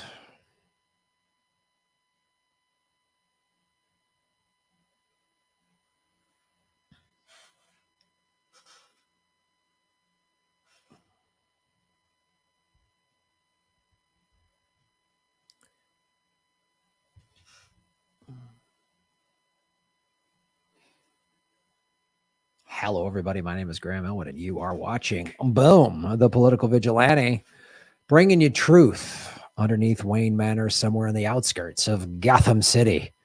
Man, it's been so great watching Joe Biden get pulled to the left. You know what I mean? Like, all those voting he blue will do. People who were mad at us, lefty progressives, like, don't be so hard on Joe Biden. Wait till he gets elected. Then we'll pull him to the left. And it's happening. We're pulling him to the left of what?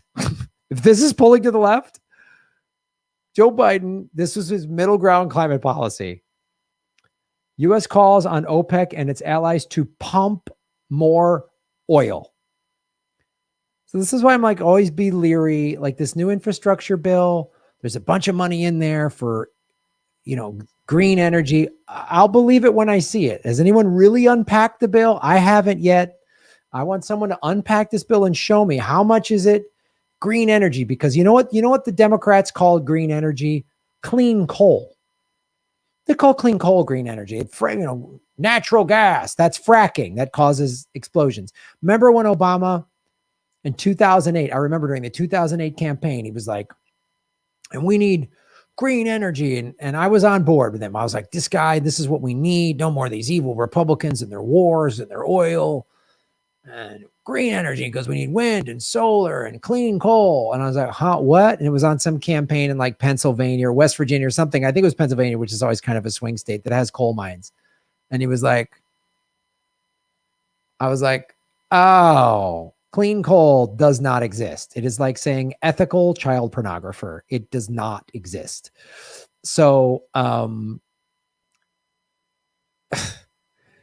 that's what we get. That's Joe Biden ran. And I talked about this at great length 2 years ago during the primary. Middle ground climate policy is not going to save us. His middle ground climate policy, rather than we all die by the year, 2045, the planet will be extinguished of human life by 2050. So we get an extra 5 years. And this is what he's doing. This is what happens when you you don't vote for third parties. You give the Democrats your vote no matter what, because, oh no, the big bad Republicans are coming. Trump's gone. I don't want to hear it. Trump's gone. Pressure politicians. The squad's not your friend. Bernie Sanders isn't your friend. Nancy Pelosi, none of these people are your friends. They're politicians, and you pressure to vote them the hell out of there if they don't do this. U.S. President Joe Biden's administration on Wednesday urged OPEC and its allies to boost oil output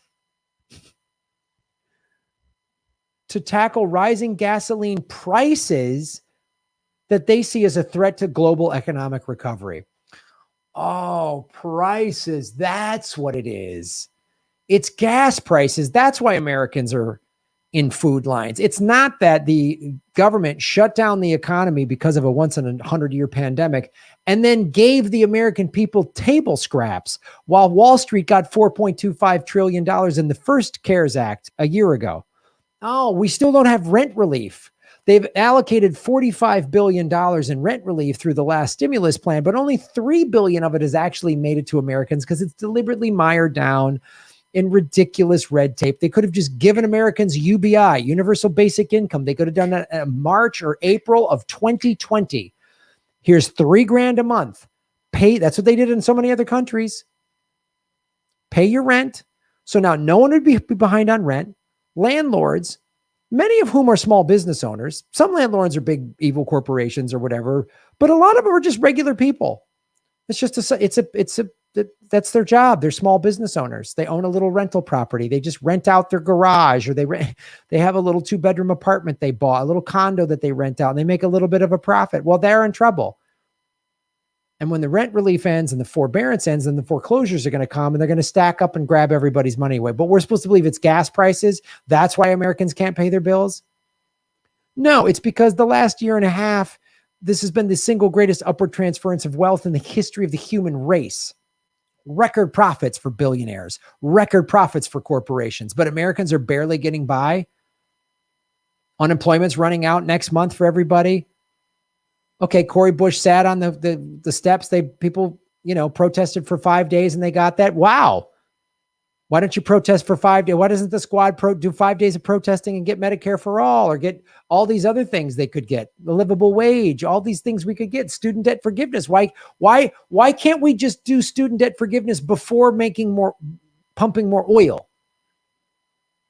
That would help the American economy. 85% of all student loan debt is federally backed. So the president could just go and it's gone. And now everybody who's struggling to make monthly payments on their student debt, that money's gone and they got money to pay their bills. Why don't you give, I don't know, everybody free health care, Medicare for all, like they've had in Europe for 70 years? Why don't you just do that? Like, Graham, the taxes are higher in Europe. Yeah, and they get something for their taxes. What do we get here for our taxes? Oh, we get wars, and I'm helping support Wall Street socialism. Great. Anything to give the American people what they want. Anything. We need more oil. That's the problem. Gas prices. Ooh, that's killing Americans. So we need to pump. No, give Americans more money. Give an actual Green New Deal that puts Americans back to work. Good paying union jobs, and go to the hardest hit states that were hit hard before the pandemic. If you're really this big leader that's going to unify America, Joe Biden, go to the reddest of red states and give them jobs. Open up solar panel plants or whatever green energy plants in Mississippi, in Texas. Do that. Turn those states blue if you're such a populist. You're not, because you're in bed with the oil companies. They give you money. What else is Joe Biden? How else are we pulling Biden to the left? Oh, Biden promised to end new oil drilling on federal lands, but approvals are up. This is from July. This is from a month ago. Approvals for companies to drill for oil and gas on U.S. public lands are on pace this year to reach their highest levels since George W. Bush. Obama's going to out oil drill approval George W. Bush. Man, that's impressive. That's like, I mean, he's clearly going to mispronounce words more than George W. Bush, but that's because he's got clear cognitive decline. George W. Bush was just dumb. Unbelievable. Did you dance in the streets for this? Yeah, I'm glad Trump's gone. I don't want to hear it. He's gone now. He's gone. Trump's gone. The Democrats control the Senate and the House and the White House. They control everything. So what are they doing? Where is this?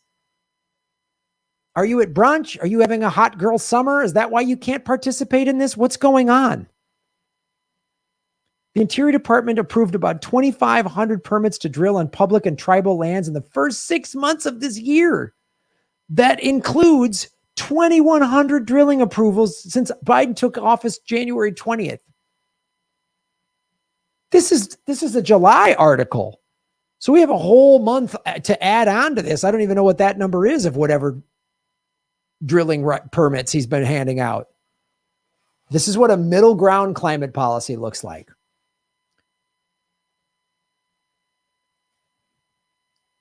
On pace for 6,000 permits, the most since 2008. George W. Bush's last year.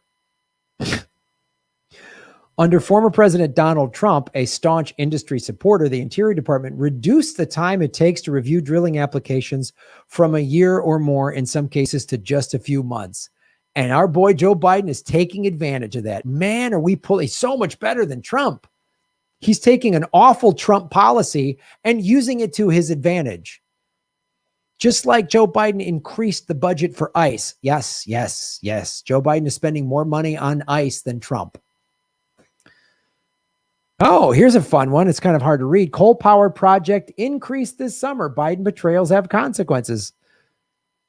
This is what our energy, electric power sector, summer electricity generation by fuel. Because we typically need more energy in the summer because the whole country, North America, is hot, right?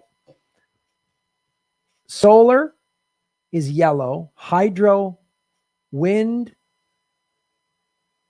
nuclear, Jesus. And not the good. I've done on thorium nuclear, which is actually clean and safe. We're not using the clean version. Coal. Look at how much coal was in there. Wow, these are Obama years.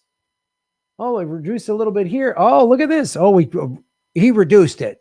9%. Boy, what a hero. Natural gas. So this is all fracking. This is the last 10, 11 years of why there's been more earthquakes in states like Oklahoma and Texas, and contaminated water, explosions, Colorado, anywhere there's fracking. That's what that is. Yep. Obama increased that his last 3 years in office. Trump. Oh, wow. This is only so far. On pace for more coal. Forecast U.S. coal generation will rise 289 billion kilowatts this summer, representing an increase in generation share from 22% last summer to 22% this summer. Source, U.S. Energy Information Administration. And you talk to people in coal country, they're totally ready for green energy. The coal industry, they don't want black lung. They've seen how awful the coal industry. Paula Jean Swearengins even said, in the documentary, the coal company have they killed people. People that work in coal mines are like, I'm totally ready for a better job. And that's what a real Green New Deal would give us. You make whatever a year. Let's just pick a number. You make 50 grand a year in a coal mine. You're going to get 50 grand in a year transition income until we can train you and put you into green energy. So you lose money. We're not going to just throw coal miners out on the streets. That's not what a Green New Deal would do. But this is good for businessmen. And this is what's a famous quote from Obama? Under my administration, America is producing more oil than any time in the last 8 years. We've opened up new areas for exploration. We've quadrupled the number of operating rigs to a record high. We've added enough new oil and gas pipeline to circle the earth and then some. Obama said that. Oh, here just happens to be a map of all the fires happening right now as of July 20th. So this is that's like, and the gray, you can kind of see, so this is green, this is gray, this is all the smoke. I just talked to a comedian friend of mine that lives in Denver and was just up in Minnesota doing shows where he used to live. He said, Graham, the smoke we're getting in Denver is coming down from Montana and Wyoming, but they're getting smoke in Minnesota from the Canadian fires. Minneapolis has smoke. Look at the West Coast. And this map keeps changing. If you get a map of the world, there's fires all over the world. Remember when the Gulf of Mexico was on fire? There's a big fire on the big island of Hawaii, which was the biggest one it's ever had. And the problem with the big island of Hawaii, it's not on the mainland. So like when there's fires here, like states can send fire crews. I would do this when I was, I've been a Red Cross volunteer for 20 years in Los Angeles. And when there'd be these big fires, you'd see like small towns would send a fire crew. We get fire crews from all over the country, depending on how big the fire was. people from Oregon. And so this is pretty maxed out, but still there's enough. You could send 1 or 2 fire trucks, which could help. You can't do that on Hawaii. So what are they supposed to do? The big island's just going to let burn? The dry parts of the island just burn? Some of the islands are rainforest, so I guess we just hope that those keep getting rain. So just let it, what are we going to do? Let it burn? Keep drilling, keep blowing. Yeah, keep doing fracking. There you go. Pulling Joe Biden to the left. This notion that you shouldn't be critical of politicians you voted for is ridiculous. Is ridiculous. If they would have held the Capitol on January 6th, they would have sieged the Capitol because they were like, we're all dying. The human race is going to be wiped out. If people did that, I'd be down with it. You're going to go there and wear Nazi shirts? No. So I just can't. I don't know what it's going to take. I talk about this every year. Every year the fire numbers are worse than the year before. I mean, what is it going to take? Like, I did a video where they're going to have to evacuate Miami because of the rising sea levels. The Army Corps of Engineers is building a seawall, which isn't going to stop anything because Florida's limestone, which means the sea levels are just going to rise up through the stone. So I mean, what are you going to do? What are you going to do? Shoot the fires with a gun? What are we going to do? What are we going to do? And the resources, instead of these military contractors, these big companies that get billions of dollars in federal money, our tax dollars, what if they were and they have all this research and all these, highly intelligent people figuring out ways to make bombs, instead of figuring out bombs and laser guided, another way to destroy poor people's lives in the Middle East. And how about we put all the science on how to fix climate change, how to reverse it, put every American to use doing it. Here's what a Green New Deal would do. First of all, everybody gets health care, student debt forgiveness, then free college. And part of the free college is get the young people, and every college now will have classes on working to stop climate change, because it's not just like the scientist, it's everybody. So let's go back to this fire map, right?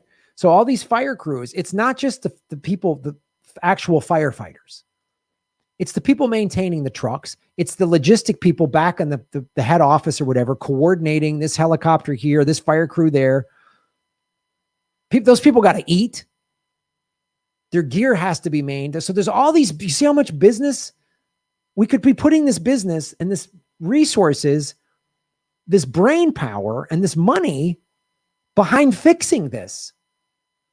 Every American could be put to work, and it could just be not just us, but globally. We could be like, all right, we're going to fix all the dying reefs all along here, all along Alaska, all along the 8 islands of Hawaii, right?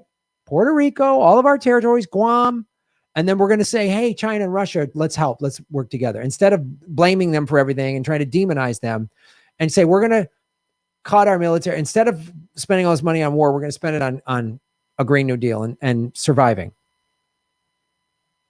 And Raytheon and Northrop Grumman could be leading the way. Oh, instead of a new laser guided blow up thing that Brian Williams has a boner for, how about, we figured out a way to whatever, take the smoke out of the air, infuse more water into the soil so there's less fires. I don't know. I mean, think science fiction stuff. A lot of the technology that we have, like this iPhone, this was stuff when I was a kid, the 40s, in the 30s and 40s. My dad was in the 30s and 40s.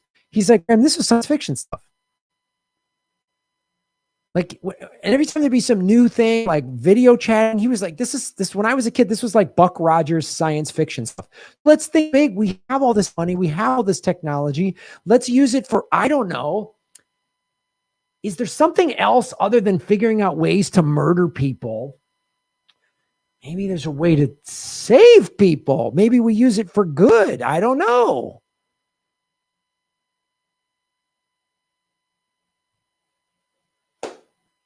Joe Biden ain't being pulled to the left. If you keep voting for people like Joe Biden and the squad, you're going to keep getting lied to.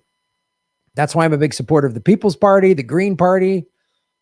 I mean, Any third party, even libertarians. I don't agree with a lot of the libertarians have to say, but I'm even down with them because the libertarians will at least listen and are open to different ideas and ways of doing things. But I don't know what it's going to take. Cities burned to the ground. I mean, they've already been having power outages in Texas because they have such an awful power grid that the oil companies didn't want to have federal regulation. The power companies, they get coal and oil to power the utility companies. Utility companies get dirty fossil fuels to power them. So they set up laws back in the 30s so they wouldn't have federal regulation. And then their power grid went down in March and April during the ice storms. And I said they're going to have, Texas always has hot summers. The power's already been going out in different places. We could be putting every American to work fixing our power grid. Also making it less susceptible to cyber attacks, which could happen. The answers are there.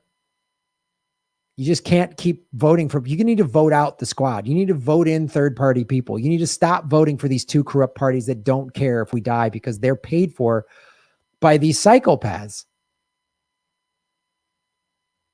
This is literally killing the goose that laid the golden egg. This is what they're doing. They're destroying this planet, which could be so amazing. And so this country could be awesome. But I don't know. War is over if you want it. Remember when John and Yoko said that? Maybe I'm just some dumb, godless hippie. Shave your knuckles for justice. Boom.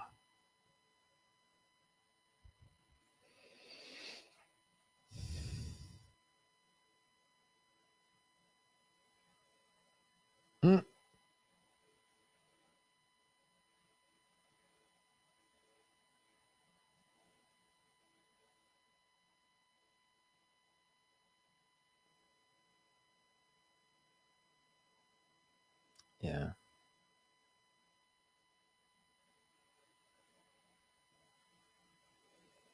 Melissa H. Melissa, thank you for supporting our show. New name. How about Sri Sri Bhagwan Sage?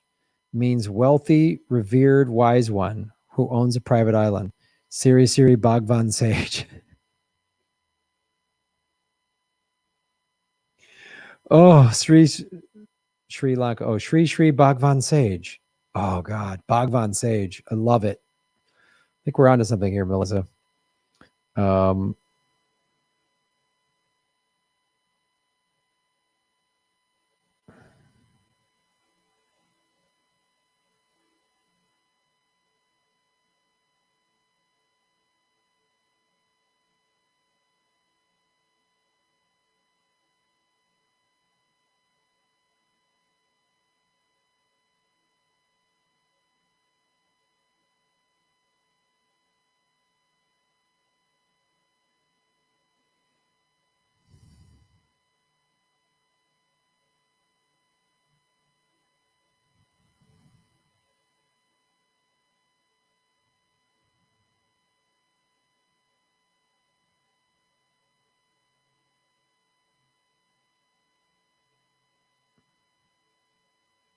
Chicago had smoke last week. Wow. Wow.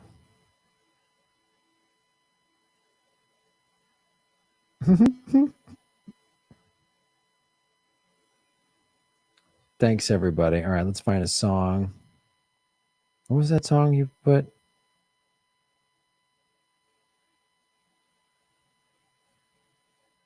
Look, I can't like the stream more than once. Consider the comment like for all you said. Thank you.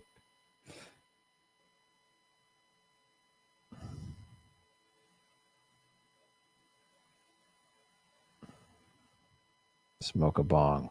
Okay. All right. What's it going to take? The end of the oligarchy, plutocrats, nature failing won't stop.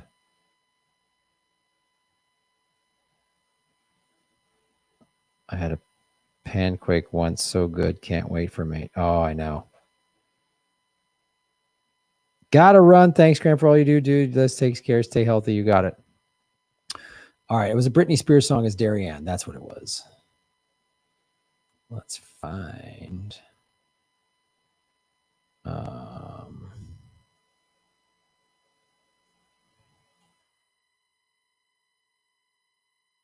Here's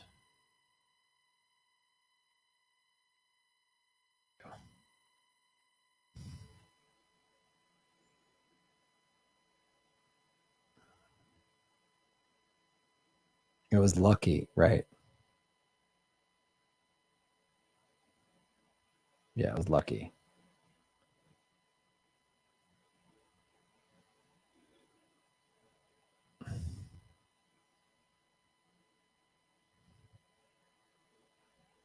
Don't book a cheap hotel.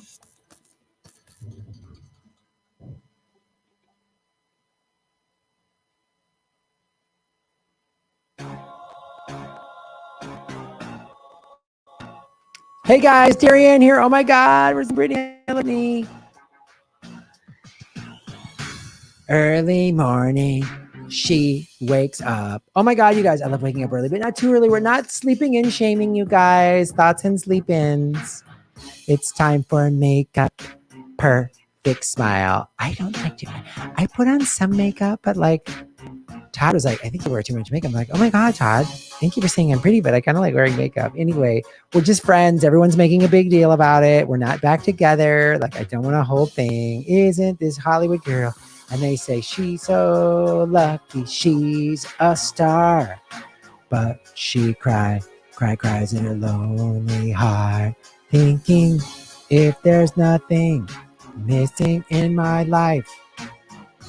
Oh, I forgot. Oh God, I'm sorry.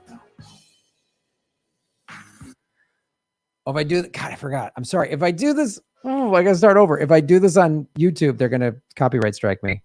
So I'm sorry, everybody. You got to go over to Rockfin because the YouTube's threatening to when I do these karaoke songs. I'm so sorry. I'm so sorry. You got to go Rockfin.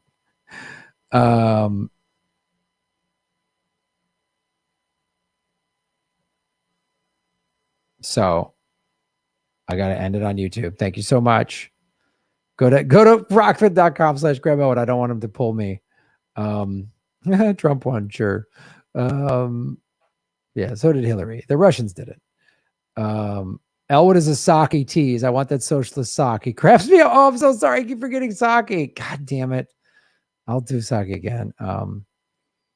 Sorry. So everybody go over to everybody watching on YouTube. Thank you so much. Hit the like button. I appreciate it. Hit the subscribe button if you're new to the show.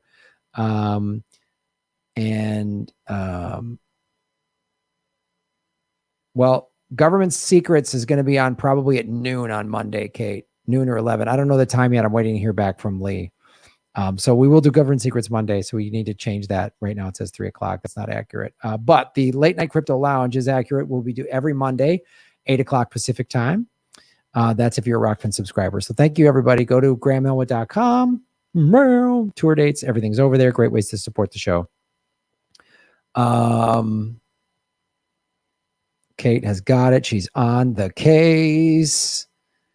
Isaki will come back. I keep forgetting Reagan Bush 2024. All right. Thanks everybody on YouTube. I'm joining. We will join us over on the Rockfin. Thank you so much, everyone. No, not there. Not there. I want damn it. This is such a thing. Okay. Thanks, YouTube. We'll see you, everybody. Go to rockfin.com/Graham Elwood right now.